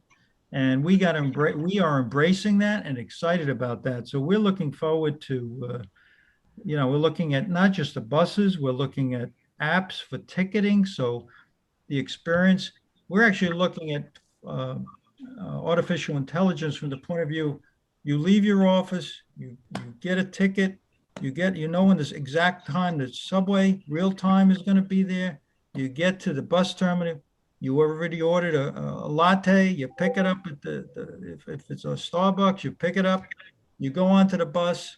It's totally seamless. And all that makes it more efficient, makes people move, and it cleans up that whole area and keeps things moving through very organically.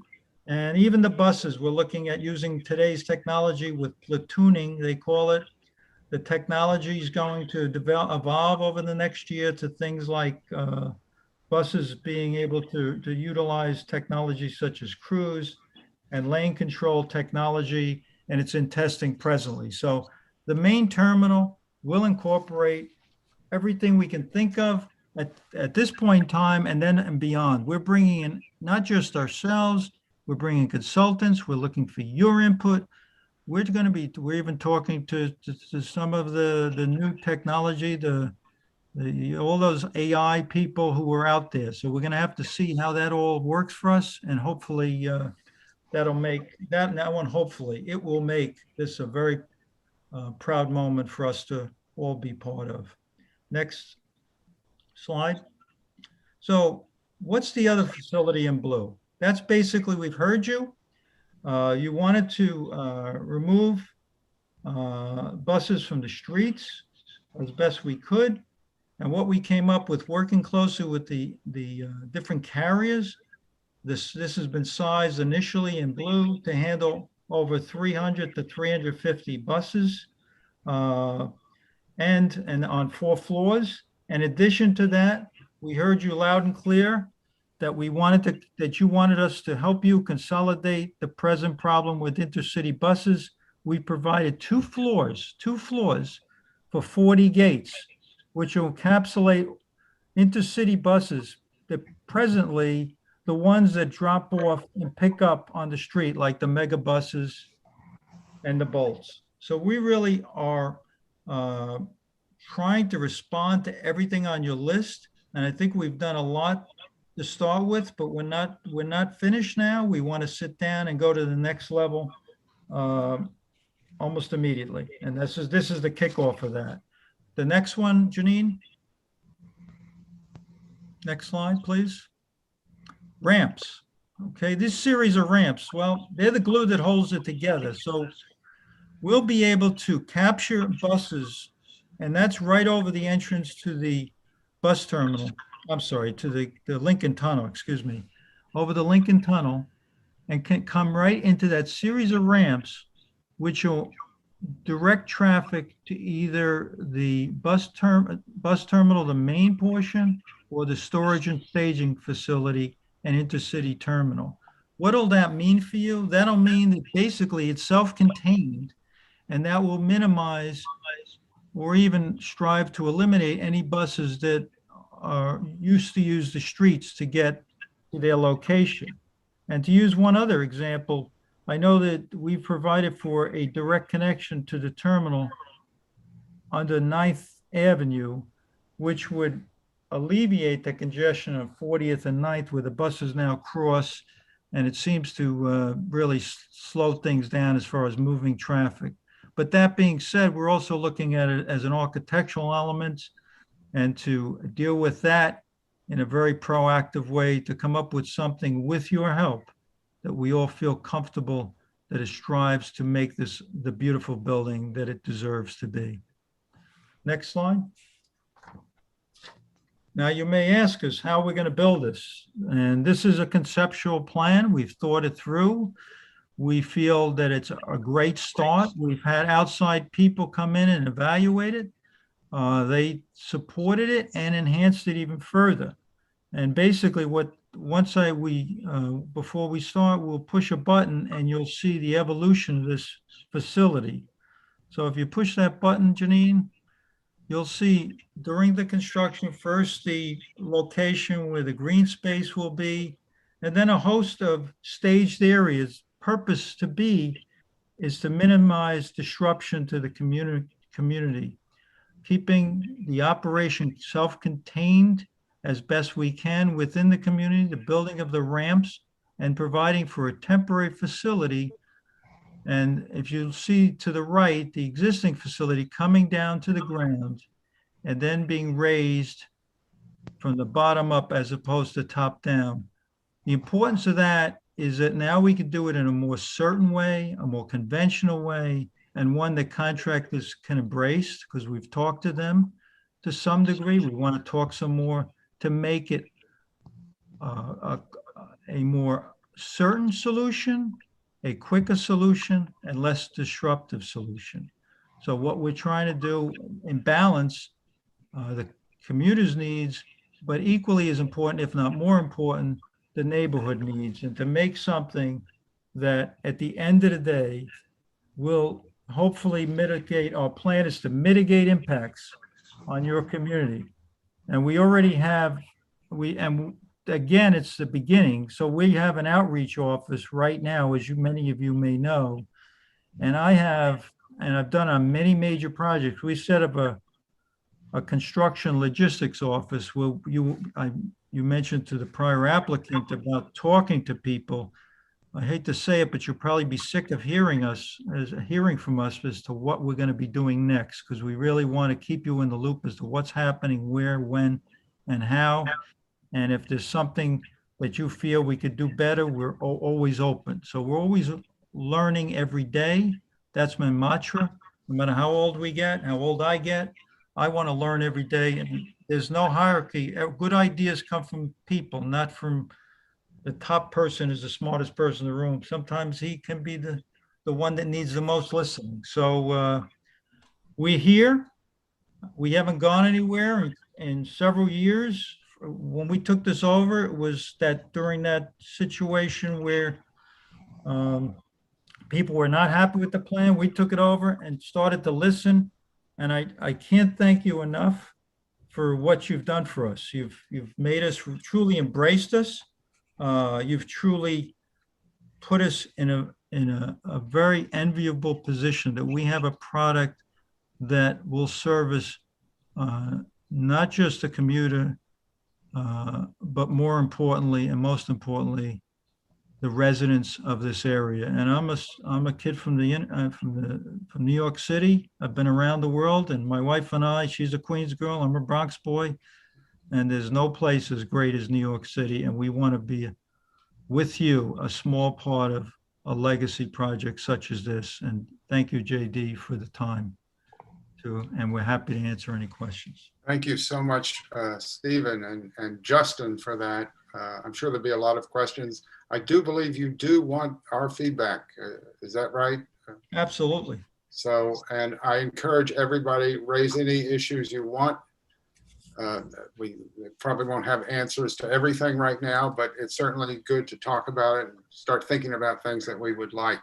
And I want to point out that the working group, Christine Berthet was on it from Transportation, and Betty McIntosh, who've been working with the coalition and Hell's Kitchen South, and Bert Lazarin, our former chair, kept the land use and transportation chairs from fighting. So that was a very important job. And they're here, and I want to designate them as temporary members of the committee because they've had a lot to do with this, and I'm sure they're going to have questions.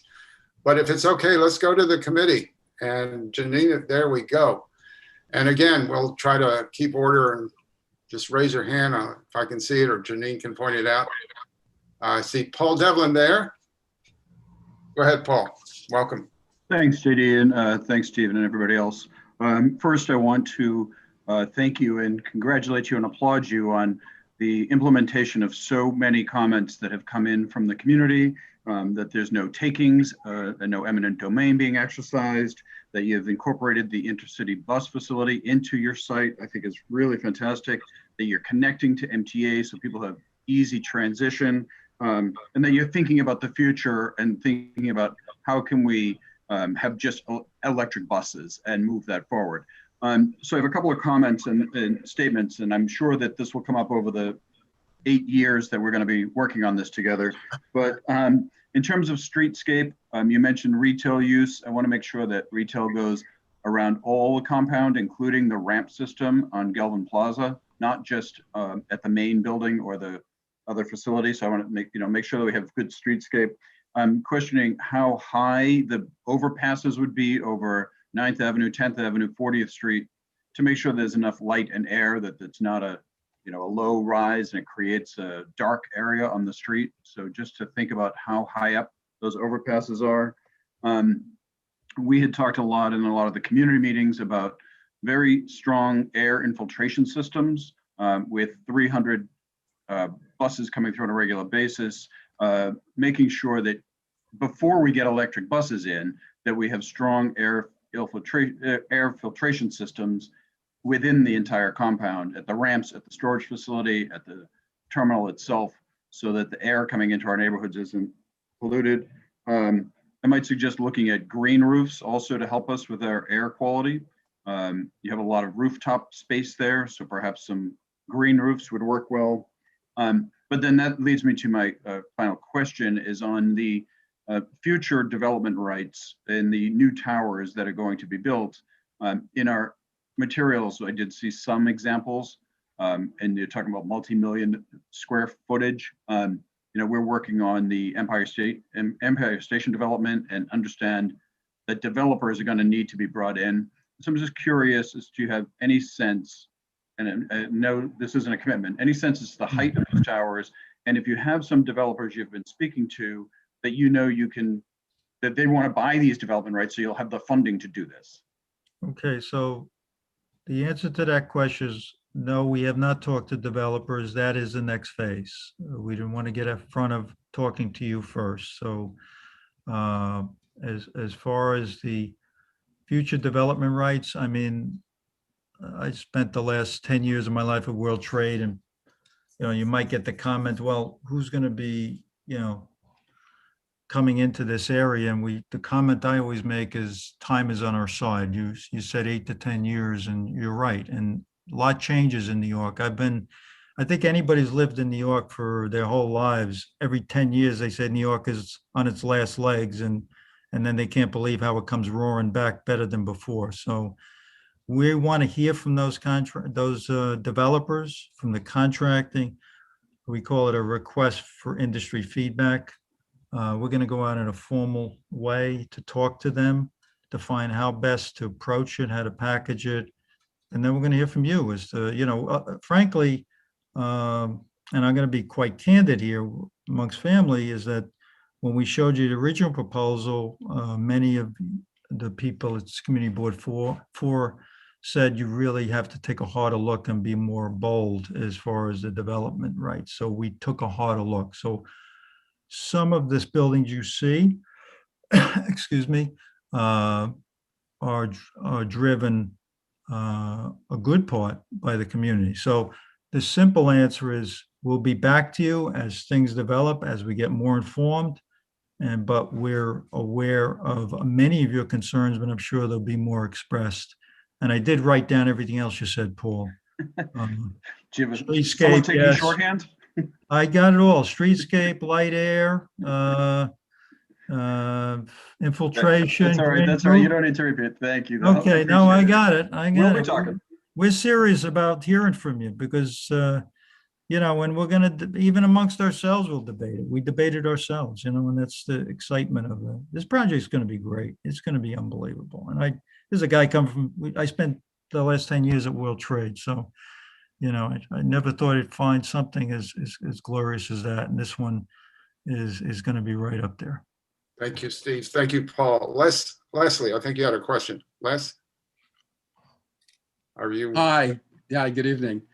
My question is more to do with what we will do with the homeless in the new building.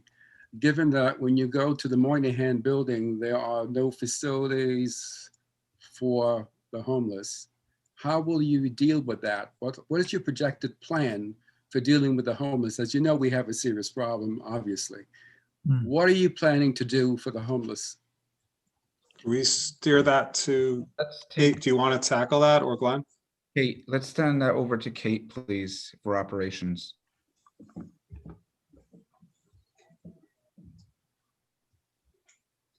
You're muted.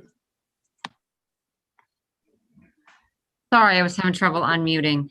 So currently, we work with a group that helps us with homeless within the terminal, and also with the Lincoln Tunnel and Jerry Lindemeyer. I do think that that's something that we have to look at more seriously going forward. How do we tackle that? Because it is a problem in the area, and be open to suggestions. It's a difficult issue to tackle in the area, and finding a way to assist people in a caring way, but at the same time operate a transportation facility. Thank you. Good question, Leslie. And by the way, Les, I'd love to hear, what suggestions you have. We'd like to, because it constantly, it's a challenge. It's on both sides. I mean, you're even torn as a human being, you know? Yeah, You be happy wanna to. do- Yeah. Please, please. Thank you, Leslie. Thank you, Stephen. Maybe if I can make a note on some of these comments, just to be aware, so we can kind of frame out a little bit of expectations and communication. So just again, to kind of reiterate what JD had said at the beginning, and Justin and Steve. So we haven't started an official NEPA process, which means we still have time for coordination. And even in that process, there's an ongoing environment for us to work together through technical and stakeholder advisory committees and our ongoing working relationship with the community board directly. So I want to just be really clear that this presentation tonight is clearly not the only time we're going to be talking to you. We're coming next week to the Transportation Committee. We'll be back for the full board committee. And that's just over the next couple of weeks. So we know that there will be a lot of thoughts, a lot of questions, maybe some fear and trepidation, questions we may not be able to answer right now, but we're going to be able to get to those questions and answer them. And that which we don't know, that we are going to need your input to help us come up with the appropriate answer for the community, for the commuters. That's something, you know, we're committed to doing. So I just wanted to say that, you know, yes, to Steve's point, we would like to hear, but we haven't even begun this process. So I just want everyone to know we have a lot of time to work together. Even though JD, and Christine and Bert, you know, thank you all, you know, for the last number of years. We thought we did a lot of work. We still have a lot of work to do. So I just want to make it clear that we're not going anywhere and you're always going to have access to us. Thank you, Glenn. We've got that on tape now, so. Well, it's 8:30 at night. We're talking the talk and walking the walk, right? Dale, you had a question? Yes, a couple. Thank you for the presentation. I recognize this is kind of a plan mass, high level presentation. I don't want to get into the nitty gritty stuff. And Sure. I welcome the opportunity next week at transportation planning to get into the transportation implications. Just going back to the envelopes, the package or the boxes that you presented in those diagrams, is there, am I to understand, like on the 8th Avenue building, there's like 2 plinths for eventual high-rise construction? Yes, that's correct. There's one on the at least notionally, the plan would be where they actually, remember the Vernado? Remember that deal on the corner of 42nd and 8th, and then there was one further back, further west. Right. So the kind of sheet cake that we're looking at now on the original site is a plinth for 2 towers that will eventually be built. So it's being built and structured accordingly. Exactly right. Okay. And then now the who does it, when, and you know, how do you do that? That's the part you're planning for future development. And that's the part that Paul was saying, how best to approach it, you know, talking to developers. Right. Okay. I suppose you still have the option of like, if you ultimately don't build there, to transfer those development rights to other sites. Yes, but we did as of rights right now in the first. We didn't want to get into asking for more rights at this point or transfer rights. Okay. And then when you bridge the avenues, I mean, currently there's a bridge, but it was hard to tell from the diagram. And I think other people asked this question. That sheet cake on the original site is like an 8-story structure, a 10-story structure. On the original one? Yeah, on the current site. It's about 100 feet to 150 feet tall, roughly, in total. Right, and then the bridge portion is it 4 stories of bridging? Yeah, about that. Yeah, 4 And that stories. would be the same for 10th, roughly? Approximately, yeah. Okay. Yes, I'll check Just that, wanted but to that's get a about ballpark that's concept. about right. That's about right. Yeah, I know they're just diagrams, but I just wanted to understand what kind of massing we're talking about on the. No, that's about right. Okay, thank you. Thank you, Dale. Chris, I think I missed you. Chris LeBron, and then Joe. Yes, thank you so much for the presentation, and thank you to everybody on the community board and in the community that participated in this working group. 2 questions, 2 different subjects. One is ADA compliance. The governor is removing benches to inconvenience our non-sheltered New Yorkers. I want to make sure that ADA compliance also includes seating areas, because actions like that actually work against people with visible, invisible disabilities, as well as expecting parents in the aging community. So I just want to make sure that we don't lose passive seating areas for people who are waiting. That's not a question. That's just a general concern I have. And number 2, as it relates to environment, green, will this facility be producing its own energy? And additionally, the second question is, how are you planning on offsetting the carbon footprint of the construction of this project? You already know that we deal with some of the most polluted air in the city. So I just want to make sure that our lungs are not going to be further poisoned in this 8 to 10 year project. Thank you. Okay. I wrote that down. I mean, producing electricity. I mean, I don't know if you know this, but for example, Tower 1, which we built, produces electricity and pushes it back into the grid. So it does. I do. That's why I'm asking you. Oh, very good question. You knew the answer. See, but so how it, I mean, there's little subtleties, but I'll share this with you. I'm probably going just, so what happens on that is when in the old days, you just put, it's like your brakes in your car, you put friction and it generates heat and it just gets dissipated in waste. Now with the polarity changes and it feeds that, it generates electricity and feeds it back into the grid. And as far as the air quality, that's going to be an intensive discussion that I'm sure we're all going to have to go through and find the sweet spot where it makes a significant improvement relative to the bus terminal. So, Stephen, that being said, I know about kinetic energy conversion, but there's other technologies out there that are being tested right now in Europe. Not only do we have one of the highest pollution rates in the city, but we do have probably the highest noise pollution rate. And there is technology being tested in Europe, hoping to turn, and they successfully turned rush hour traffic sound into reusable energy for carport stations and putting energy back into the system. So I'm hoping that your future architects or your futuristic architects are savvy to that as well. Okay, we'll take that under consideration as we move forward. Thank you, Chris. Joe. Yeah, I have 3 items. The first one is the ramps and the electric buses. We're in a very different spot from when we started on this project. We have a different president, different secretary of transportation, and the approvals of this will be happening during this administration when you're seeking any sort of federal funding.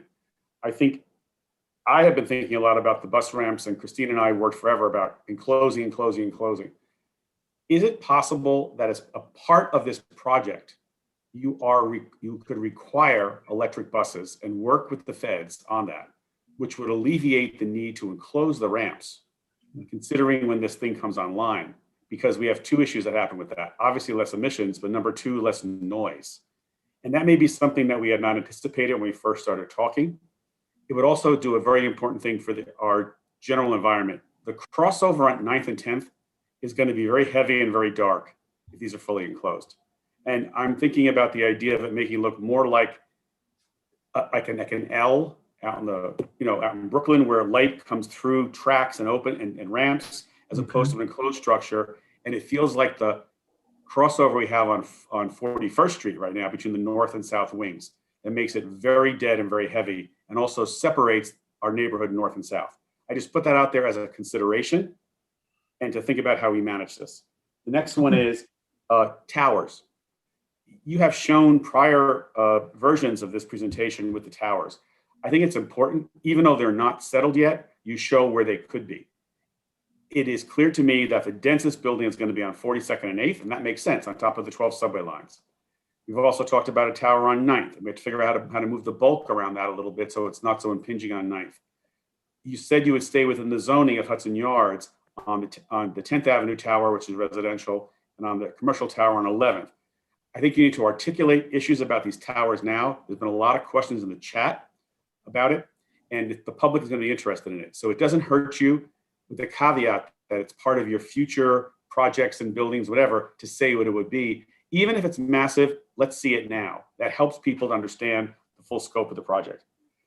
And the last part is, and I will bring it up every single moment, Steve, as part of this, we want to know about the other sites the port owns in our district. And even though they're not part of this action and this environmental review, we're going to want to discuss it and settle it all at once. So we know where we are going forward and not coming back to you, when you're like 85 and I'm 75, okay? Just want to say that.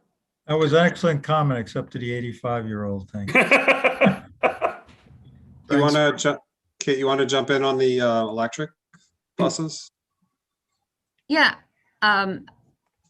The Port Authority is very committed to sustainability and to the to committing to electric buses in the new terminal. And you will see that in the final scoping document that was published on the 21st. There is information there, not only on allowing for the full electrification, but also on looking at options to incentivize electric use. We also, I believe, are in talks with New Jersey Transit. They're planning on transitioning to an all-electric fleet. So it is the wave of the future, and you will see in writing in the language in the final scoping document that shows our commitment to that. We're looking for it to be the wave of today. Yeah. I think that's where we are as a country with the new administration. Well, I can't speak for the Port Authority, but you see the amount of push we're doing and on different facilities to convert to electric. So we are pushing today. Okay, thank you. I'm sorry, real quick, JD, just on the last part, because Joe, it's actually true, Joe. You do mention that every time we meet about south of, we go south to 38th Street, I guess, on this.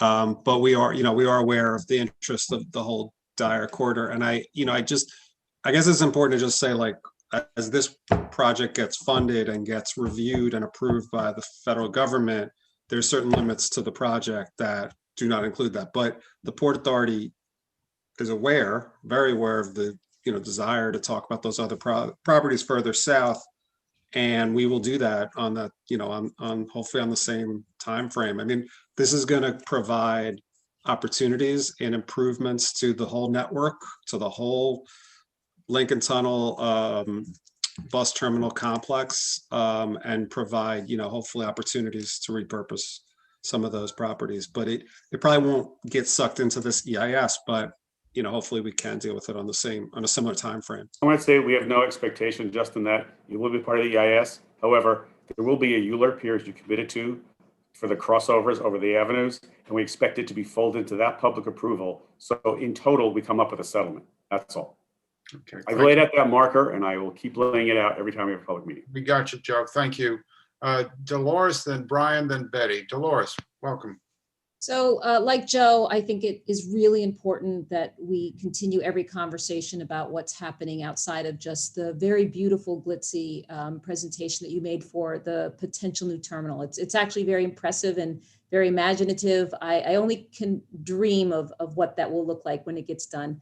But I also wanted to ask the question, with the governor setting out some very ambitious plans for his legacy that are all focusing on the west side.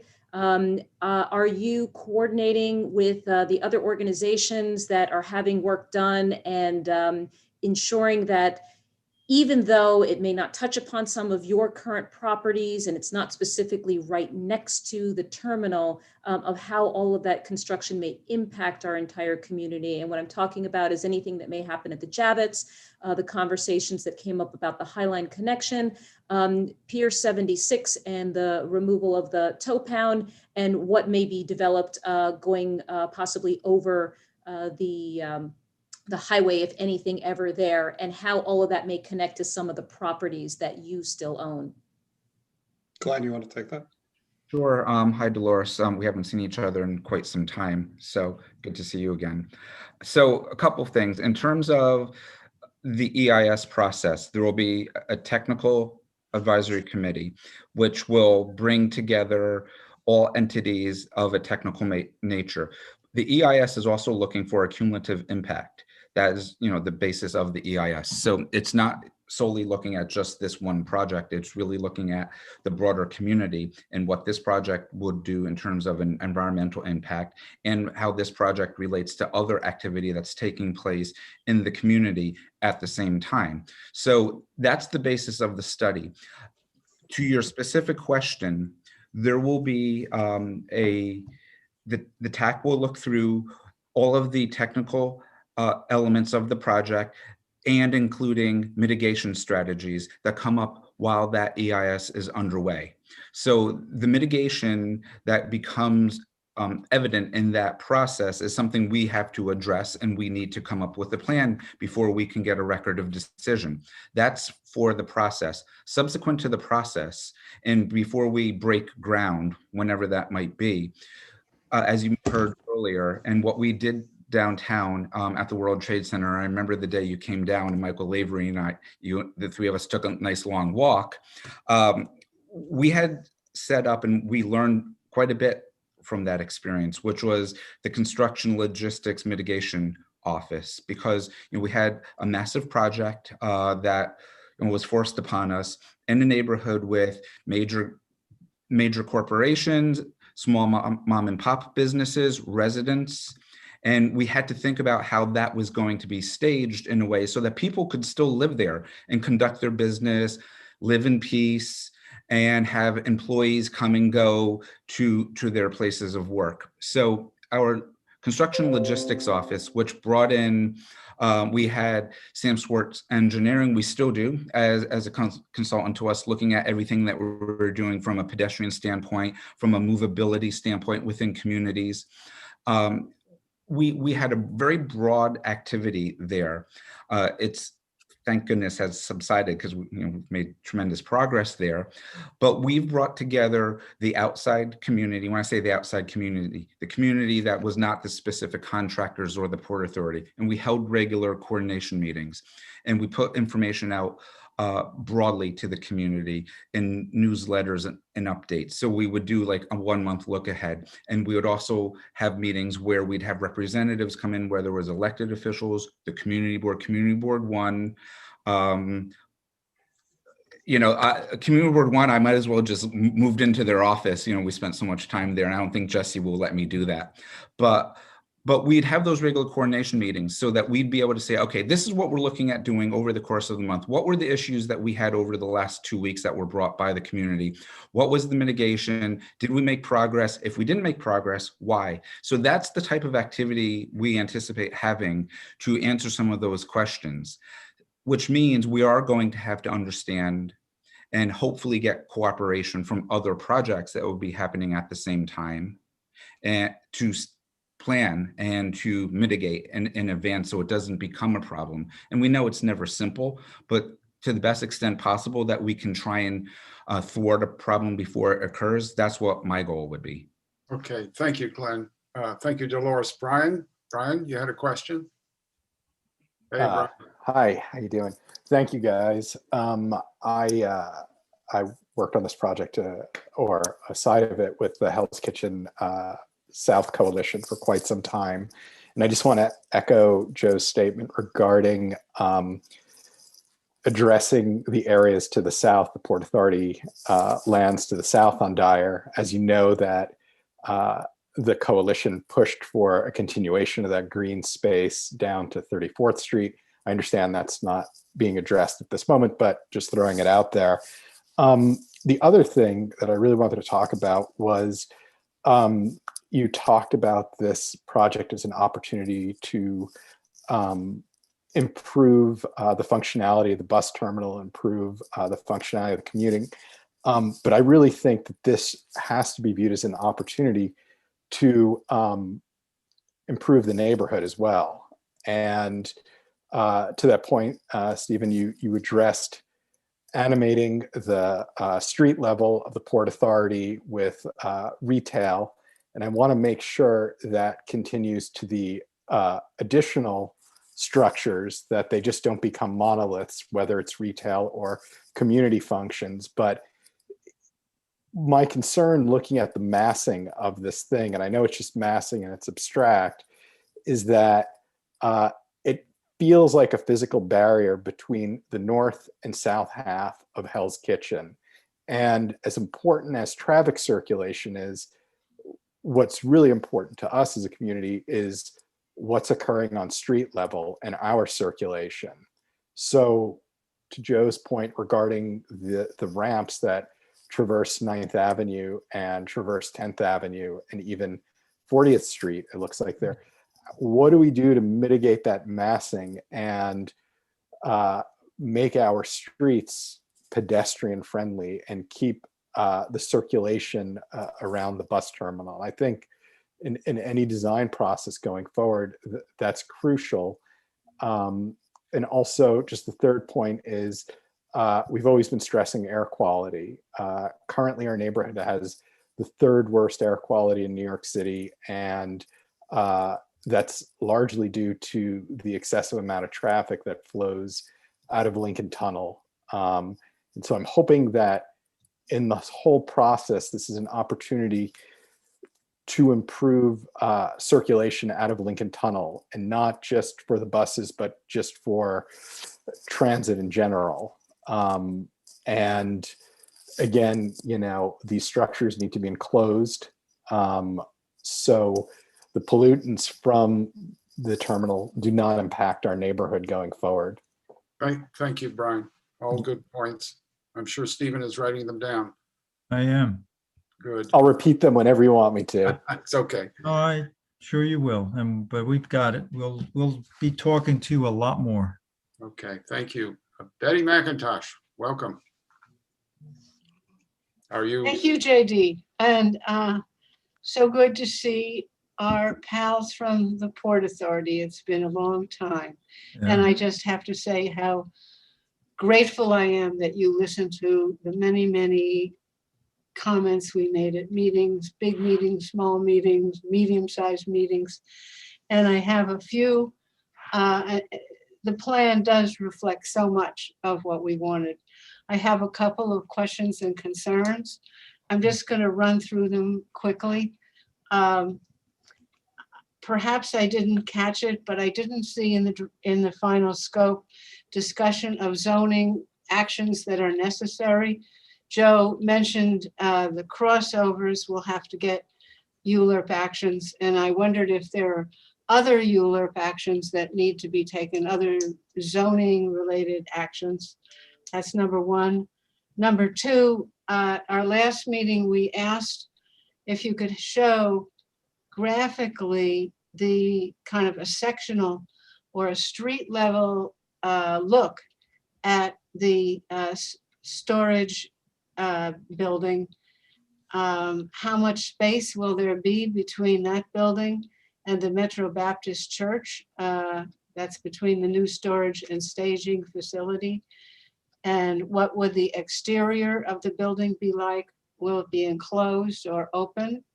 It's looks like it's very, very close to Metro Baptist Church. And as we probably mentioned here and there, the pre-K is on that side of the building. So it's very critical that there'll be light and air into Metro Baptist. And as we're talking about Metro Baptist Church, you know, there's a farm on the roof and we grow vegetables for the food pantry. So it's important that the EIS shows what kind of shadows are going to be cast on the farm and whether we'll still be able to grow anything up there. And if we can't, perhaps the Port Authority can find another rooftop space where we can grow vegetables, with some kind of mitigation. And finally, the connection over 40th Street, Joe referred to this, between the West Adjunct building and the main East Terminal. It looks very thick and big, and the impact that will have on pedestrians and light and air, and also it may affect the church. So those are my concerns. Thank you. Thank you, Betty. Thank you. Do you want us to address that, JD, and Betty, or should we just kind of note it? I mean, I do want to say one thing, which is I know you mentioned, like, could we kind of drill down, not drill down, or just zoom into the street level and provide some renderings of what that's going to look like. And, you know, the fact is, like, in the months since we did have that conversation, we tried, and we're kind of not ready to demonstrate that. But it's important to just note that, you know, this project is like at the design is just really at the infancy. And, you know, I think that to the extent that, you know, this board has helped define the project, I think this board's going to help us define lots of elements of the design going forward. So, I mean, I think there's a commitment to, like, address all the issues you raised. I just don't think we can, you know, we're not quite at the stage where we can show exactly what it's going to look like. Now, and talking to JD yesterday about kind of what we were going to cover, I kind of made the suggestion that's actually a good thing that we are so early in the process that, you know, none of the stuff is baked of the stuff of what you just mentioned, in terms of like light and shadows and the height of the, you know, the ramps and how much light gets under. So I think we can work together on all those things. It's just, Okay. hopefully you see it as a good thing that we're so early in the process that we can't even answer those questions yet. Continue the discussion. Yeah. Thank you. Yes, Thank you, to Betty. be. Thank Do you, you want Justin. to ULERP or no? Do you want to talk about that, Steve? I'm Or sorry. Glenn? The ULERP question? Did you want to? Yeah, well, we're starting to, we've had some brief discussions with the city, and we're going to be embarking on that in the near future. And we're starting to plan that out. We're also starting to queue up in our own minds what, you know, all those kind of questions you're asking now. Is to start breaking it out and giving you segments of it. And we have to do this methodically. And I look to Glenn and you, Justin, and you, Michael, to kind of start setting those meetings up after we go through this general presentation, start working through those details as we drill further and further down and make this even better and better. So yes, the answer is we're prepared to do that. And we're going to show you visuals. We're going to show you thoughts. We're going to do breakout sections, all those things you folks have been talking about. Okay. Thank you, Thank you. Stephen. Christine Berthet, welcome. Christine, where are you? Thank you, Steve. Welcome to our pals, as Betty says, our pals of the Port Authority. I want to, you know, say you have listened to a lot of what we gave you, and I think this is wonderful. I have three group of questions. The first is about air quality. You should have thought about that. Are you going to accommodate hydrogen powered buses in the terminal? My understanding is that long distance buses have probably will not be electric because of the range, but would be hydrogen.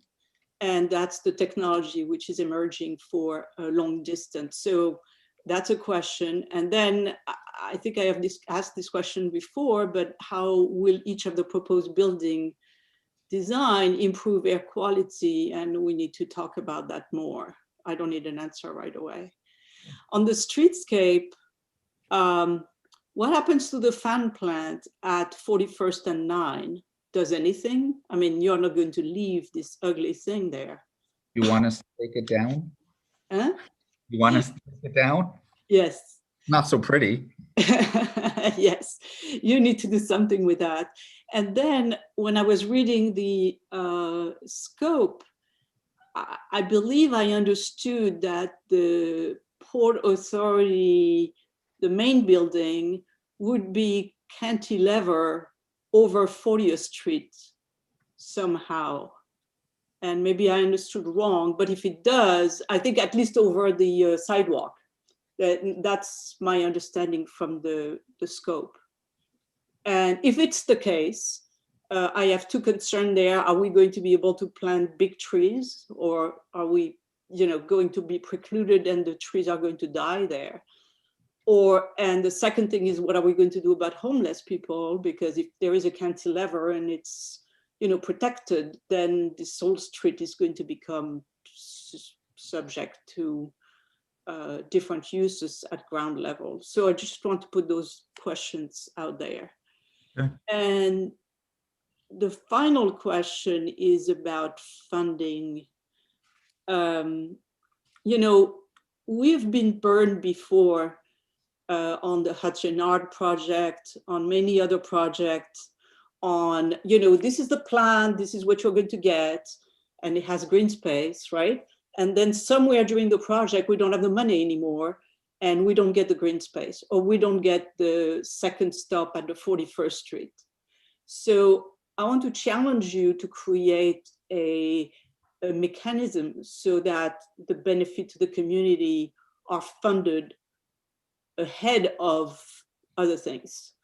And they don't have to be executed ahead of other things, but they need to be funded like in the trust fund or whatever, because we have been burned too many times. And it's not your fault, it's not anybody's fault, but projects go over budget. And then we are left, you know, holding an empty bag. So I would really like you to work on that. So just on that last one, I mean, I'm not an expert on construction staging or anything, but the feature of the green space, which I think we might have glossed over, is that those are repurposed, those are used for temporary operations during construction. I know. And then repurposed for green. So like the decking has to happen. The decking is essential to the project. Am I right about that? Yes, that's it. So, That's- so if you go but back- the point is taken for sure, Christine. I understand exactly what you're saying. That's one good feature of that, I think. Right, well, we will need the money to put the parks on the She top. wants the trees and the green. No, of course. I know that doesn't, but I think the decking is the bulk of And the. it's just not about you, it's about all the projects we've been in, and we are still fighting. I get it. We're still fighting, as a matter of fact, for a pedestrian ramp 10 years after 2009, the zoning of Hudson Yards. A pedestrian ramp for an ADA. We're still fighting on that. So just give you a sense. Okay. Thank you. Thank you so much. Thank you, Christine. Good Thank seeing you. you. Christine, just one thing though, Justin, if you don't mind me, in terms of cantilevers and overhangs and whatnot, and back to Betty's earlier question, we have to do a full inventory, as you know, that will be items that would have to be included in a ULURP application. Okay, but I'm concerned. As part of that also, which. Glenn, you're breaking up. No, go on. No, you were breaking up. Okay, a little bit. Am I back?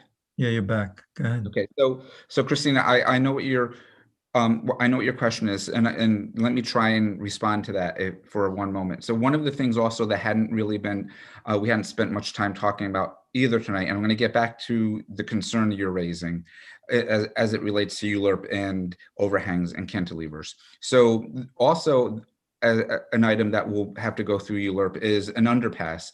We're proposing that underpass under 9th Avenue directly into the building, which would then eliminate a lot of the congestion that occurs currently at 40th Street and 9th Avenue backing up north. Right. So all of these elements will go into that application. In terms of the overhangs, for instance, that you refer to, or cantilever, we have to really fine tune some engineering to see what that really means. But one thing that is certain, the height of that will not preclude street trees from being included and able to thrive.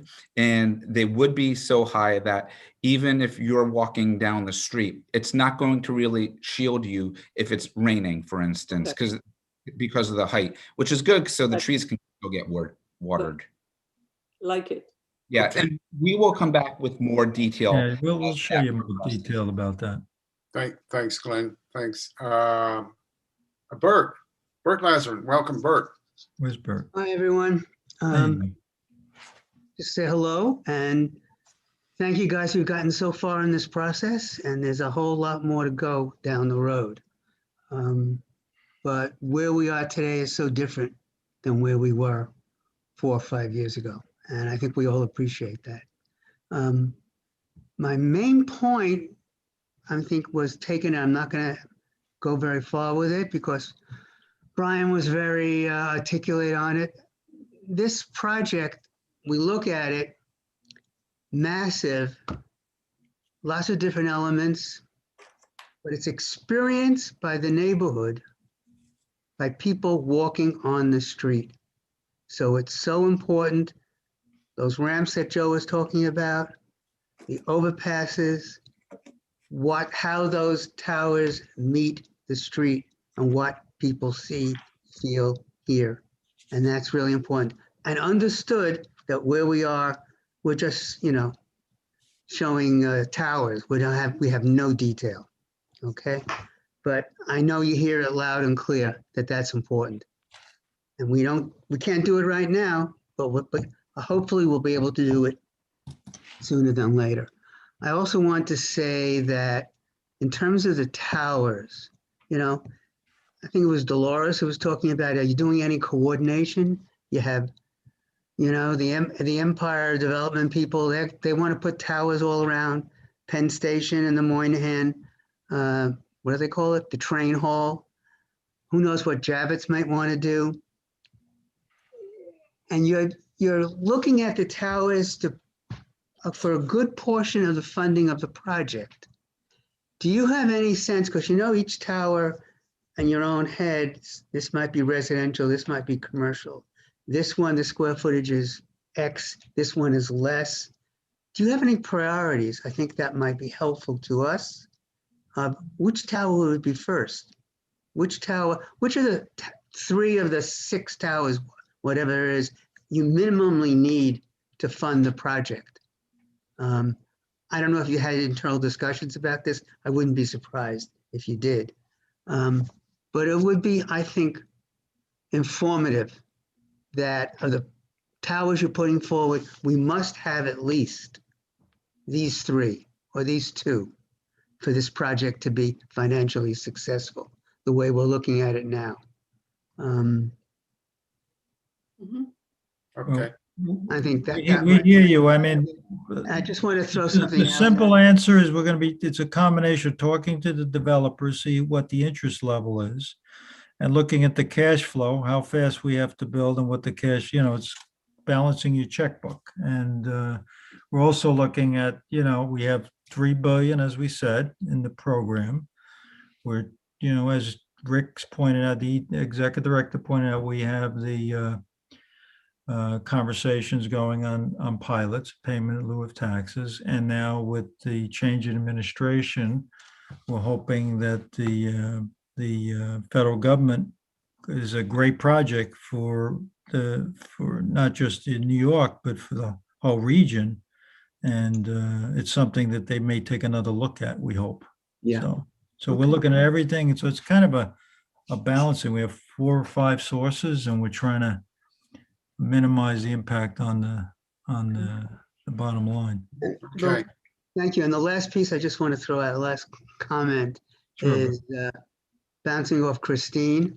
This is a transportation project. I don't expect you to pay for it, but consider the possibility in your planning that someday there may be a station on the number 7 train at 41st Street and 11th, 10th Avenue, which is adjacent to your project. And people might want to go there rather than from the new, what you're calling the storage and the intercity bus terminal. That might be closer for them to get to than to get over to 8th Avenue or 7th Avenue.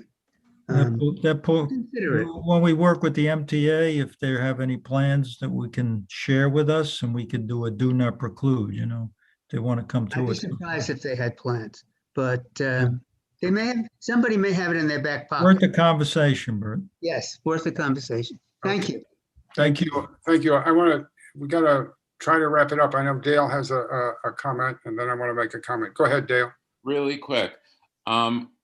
This is now, as a project, it's now 2 bus terminals, interoperable, related, connected bus terminals. So does that have an impact on like resilience planning for the transit infrastructure? Like, can you speak to that? Kate, you're on mute. So, can you hear me? Yeah. So I would say the answer to that is actually twofold, because it's providing a necessary second term, if you want to call it a second terminal or a backup terminal during construction. So it provides us with some resiliency during construction, which was a concern that we responded to in kind of formulating this expanded build in place option. So with the temporary terminal serving as kind of the swing space, so that after it's constructed, the storage and staging building will serve as a temporary terminal while we're working at kind of the main terminal. In that respect, it's providing kind of a second area for us to flex into, but it also provides during operations, of course, it provides us with the flexibility should there be an incident that's occurring in one or the other building.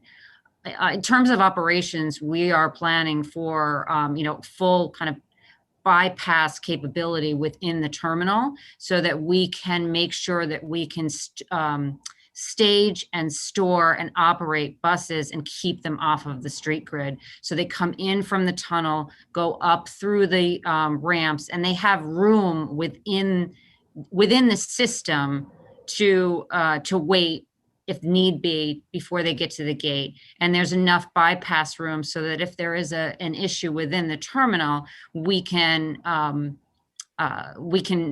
do that bypass without impacting your community, impacting your streets, and also flexibility between the levels within the terminal. Right now, almost half of our buses operate off of the third floor. So if we have an issue on the third floor, it's very difficult. We're very limited in terms of how we can adjust for that and keep things flowing smoothly without having an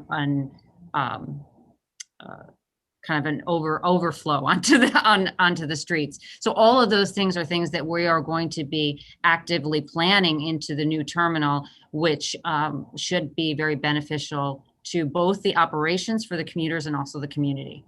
Great, thank you. I mean, and at the end of the day, Dale, you could almost see the bus from the bus terminal parked in the storage and staging, as opposed to looking for it on the street as they probably do. Right. Yeah, I understood how the phasing worked, but I was interested to hear how robustly it would help with, a flood on this floor in this terminal, and then you can switch over. So thank you. Yes, that actually does that too. It gives you redundancy. You're absolutely right. So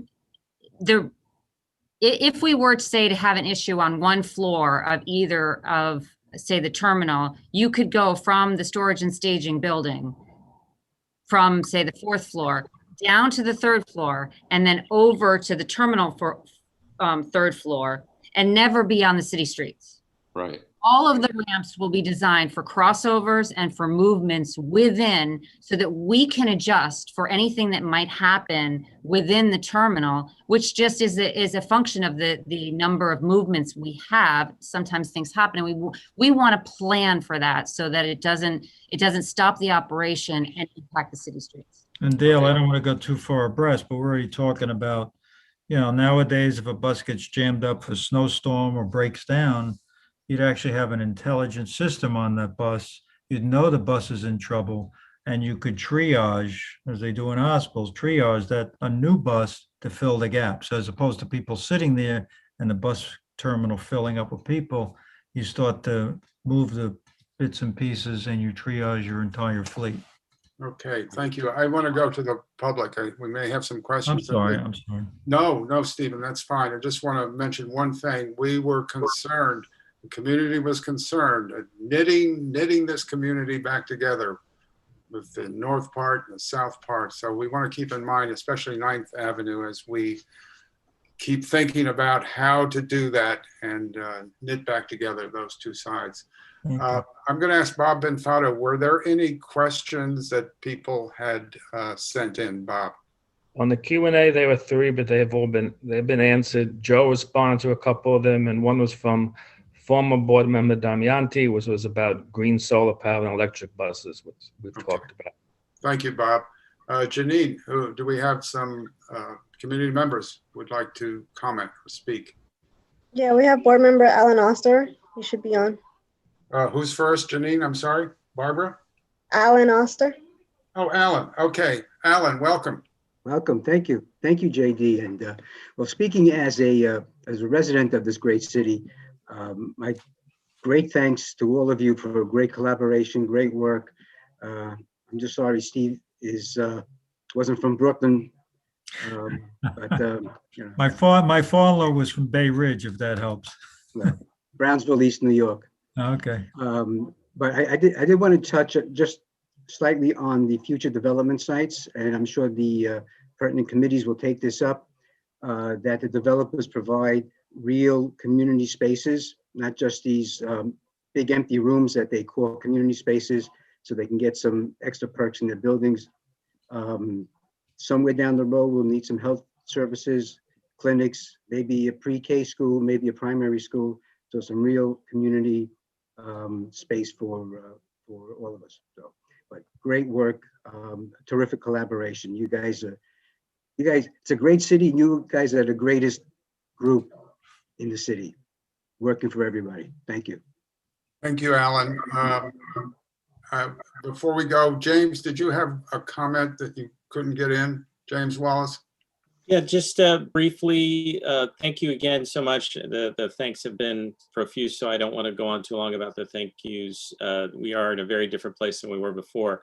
There was no mention that I could see in the deck or in the scoping report of public art, sculpture, mural, anything of that nature. And I would just ask that not come as an afterthought. Okay. In fact, the most impressive things about projects aren't just the architecture or the design or the fact that they solve a practical problem, but the fact that this is an opportunity to really do something special. And if the planning comes sooner rather than later, it can make a big difference. That's all. That's a good point. I mean, we as an agency, probably more than most, focus on that. As you look at our terminals lately at the airports, and I know Justin's been involved with a number of those, which we've done some special things. In fact, we're getting a lot of accolades as a result of it. So we, you try and balance, actually even at World Trade, we did some things using people who just volunteered their time, and they did some great work. So yes. Well, one of the few highlights of the current Port Authority bus terminal is, for example, the pianos that are available. That artwork is definitely something that people can connect with and will make it a special part of the community. Thank you. Thanks, James. Thank you, James. Let's go back to the public. Janine, who's on our list? Amy's on. Amy, are you there? Welcome. I am here. Thank you. Hey. I would just like to underscore, a couple of people made this point, that I would ask the Port Authority in the next presentation and the next one after that to make sure to give the community a view of the full picture of what you're doing, north and south, and as far west as you've got property and rights, okay? Because in order for the community really to be able to comment, it would be very helpful to have a broader picture of the plan. I know you said that the EIS was supposed to be talk about the broader impact, but I'm not hearing it specifically. So I'm just I'm saying that again. Okay. Good request. Thank you, Amy. Thank you, Amy. Janine, who's next? And that's all I have with raised hands. I guess everybody has had pretty much a chance. I think we have let Port Authority off too easily. We're coming back next week. Don't worry, you could think of more questions next week. I think on behalf of the committee, Glenn, Michael, Stephen, and Justin, thank you so much for this really a good talk. And I think before I get to Jesse, I think what we're going to do, we're going to remember everything that's been said and make a list of it. I'm sorry, Jesse, you had I was just going to say there are some things mentioned in the chat, and I know that Steve and Justin and Mike will be fine with us forwarding those questions and thoughts, to you guys, and you could respond accordingly from that in case if there's anything missed. I've been reading along, but Jesse, you reminded me of something I want to say at the beginning, which is because it's not exactly to your point, but I wanted to say it earlier, that because we're not yet in the EIS process, there will be a public comment period, or more than one, I guess, once there's a DEIS. So some of these Obviously we want to see these now and start reacting to these now, but just everyone should realize that, these won't be in the EIS just by virtue of having been raised here, that we're going to have to do that again during the official public comment period, which of course we'll give you every notification about, So, but yeah, please, we'll take all these in writing. We know it's on YouTube, right? I mean, maybe not the chat part is on YouTube, but everything that's been said, we can hear. So yeah, please send it along. Thank you. Thank you, Justin. So before we go to Joe, again, thank you guys for, and Catherine too. Thank everybody. Thank the team for coming to speak to us. Joe, you had a point. I just wanted to suggest as part of this, I call this the pre-comment period, that the board just summarized a list of all the things that were asked today, and we send it to the port so there's a record of what happened tonight. And then you can begin to respond to it and think about it. So I think that's easy enough for us to do, because considering we have the YouTube to go back and knock all these things down to simplicity. Is that okay, JD? I would move. Are you volunteering to do that, Joe? I am volunteering with a staff member to assist me to do that, yes. I think, is that a motion, Joe, that we do that? Is there a second to that? Second. We have a second, so I would say we thank Stephen and his team for coming, and we list all the concerns that were mentioned today for future consideration. Who has the ones in the chat? Somebody has the ones in the chat. Somebody has. We'll be able to download the chat and provide that to whoever's to Joe and whoever else is assisting Joe, and then we can also forward that to the Port Authority as well. All the concerns that were raised. Yeah. I'll look to Glenn and Michael to kind of break it down into manageable pieces so we can start knocking them down one at a time. But JD, I would be remiss if I didn't thank you people for getting us to where we are today. It really is. I've heard it over and over again that I was interviewed yesterday by a newspaper, and they said, it's amazing how this worked. It really, everybody is, there's going to be differences of opinion, but everybody's pulling in the same direction. This is something that should be a model for all major projects. So it's a tribute to the collaboration that we've all generated together. And I thank you all personally and on behalf of the Port Authority. Thank you, Stephen. I also mentioned the Hell's Kitchen South Coalition. They've also been a big part of this, helping out. Yes, absolutely. Thank you. Thank you all. You're welcome to stay. We have a couple more hours to go. We used to go to midnight. We finally that's how the 5-minute rule came in, because people would talk for 20 minutes. JD, just a point of formality, I think that we actually need to vote. You're correct. Okay. Yes. Thank you. Thank you, Dolores. All in favor of Joe compiling everything that was mentioned? Good luck, Joe. Aye. Anybody opposed? Any present not eligible? So thank you so much. Thank you, guys. Thank you for having us. We'll see you soon. Thank you. Thank you. We have two more. Just to clarify, Bob Benfato raised his hand for P&E. I saw that. Yeah. The Port Authority sits on the Hell's Kitchen. Actually, the Hudson Yards Hell's Kitchen Alliance Board. Gotcha. Thank you, Jesse. Thanks, Bob. We have two more items on the agenda, and we have a piece of new business. I'm going to take the new business first. It's fairly quick. We had written a letter to the Landmarks Preservation Commission about 2 years ago. I think it was about 2 years ago, about a church on 53rd Street, St. Benedict the Moor. And in the early part of last century, it was a very important congregation for Black Catholics. And we said, this is important to preserve this building. It's a handsome Georgian building, but it's also very important for the history of this neighborhood and the city. They haven't responded yet for various reasons. It's Black History Month. I'm going to suggest that we resend that letter and write some little preamble to it, and that we submit it to the executive committee of the board, which will meet in February, which is still Black History Month, and try to get it ratified and sent out. I'm in favor. I'm in favor. Any discussion? Let's do it. Okay. Do it. Let's go. Okay, thank you. Now I want to move on to something else, a very important item. I know Brian Weber has been bringing this up. And Joe has been working on this, and thanks to Joe and Savannah, they've drafted a summary. The governor's comments about revisiting the multiple dwelling law, and also about commercial and hotel space being converted to residential. I think we all think this is something that we need to start discussing. I don't know if we're going to discuss it tonight at length, but Joe, since your office worked on this summary, take it away. Sure. So I think because of the hour, we're not going to have enough time to spend on it. The proposed amendment to the multiple dwelling law is attached to the budget.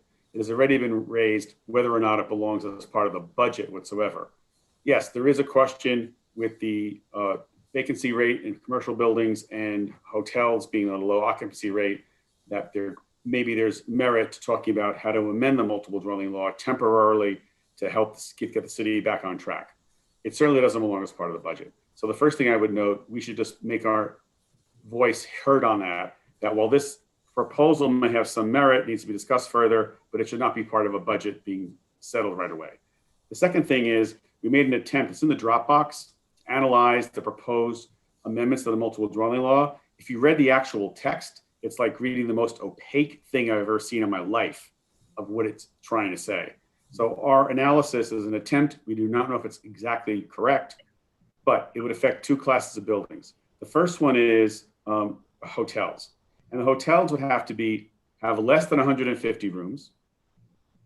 That these amendments to the multiple dwelling law, meaning you did not have to comply with many parts of it, that you'd have a minimum of 20% affordable housing in it, or it could be operated as a supportive housing facility under contract with the city or state.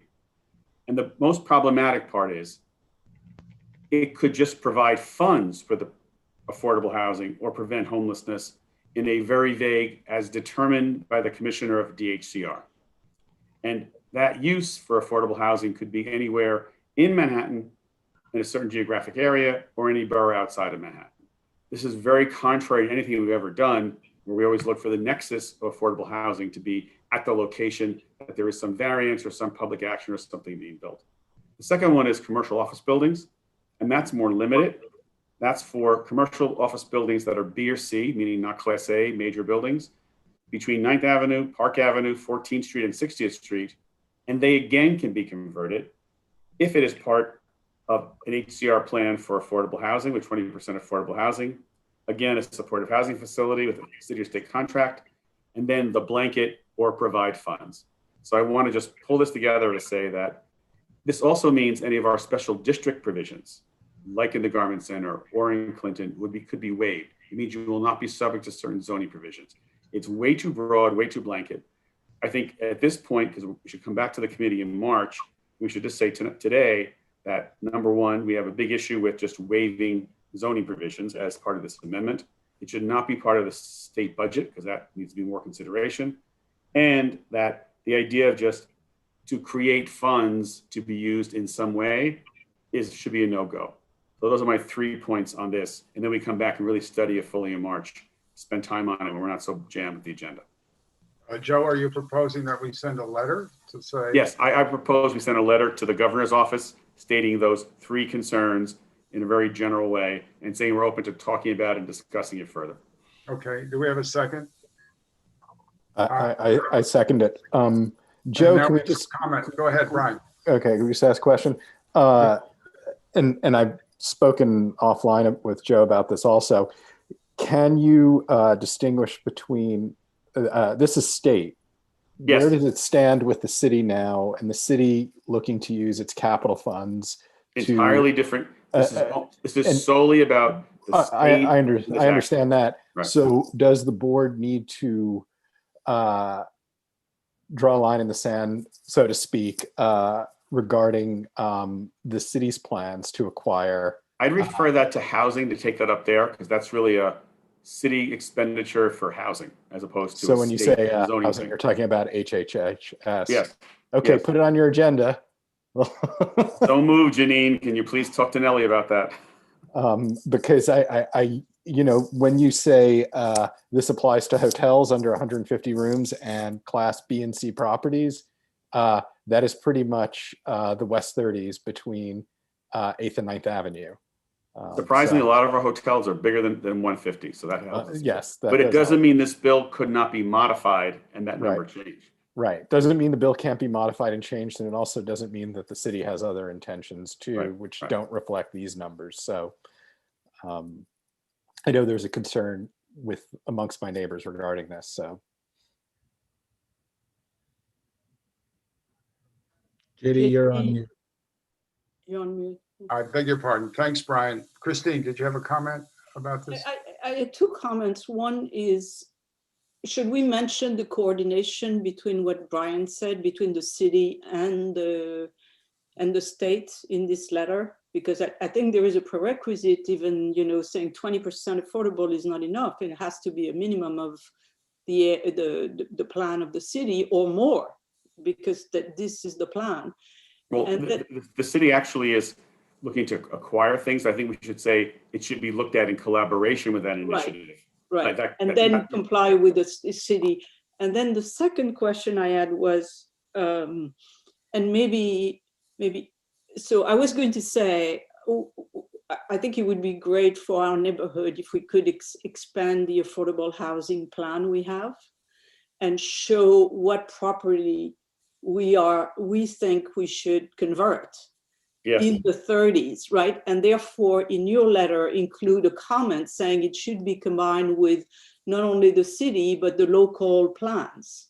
I was going to actually recommend, Christine, that in March, I've asked Savannah, our planner, to come back with a full map of all the hotels and the B and C locations. And then so we can have that discussion. Right. You know? And then identify those and include that in your plan, in your affordable housing plan. And then we say, well, if there is a plan in the neighborhood, then whatever they decide should be coordinated with that plan. And now we have put the foot in the door that we should be part of the discussion. So maybe we just note that the community board looks forward to developing a plan on these initiatives, and we're going to come back to you. So we just put it out there as opposed to saying what it is.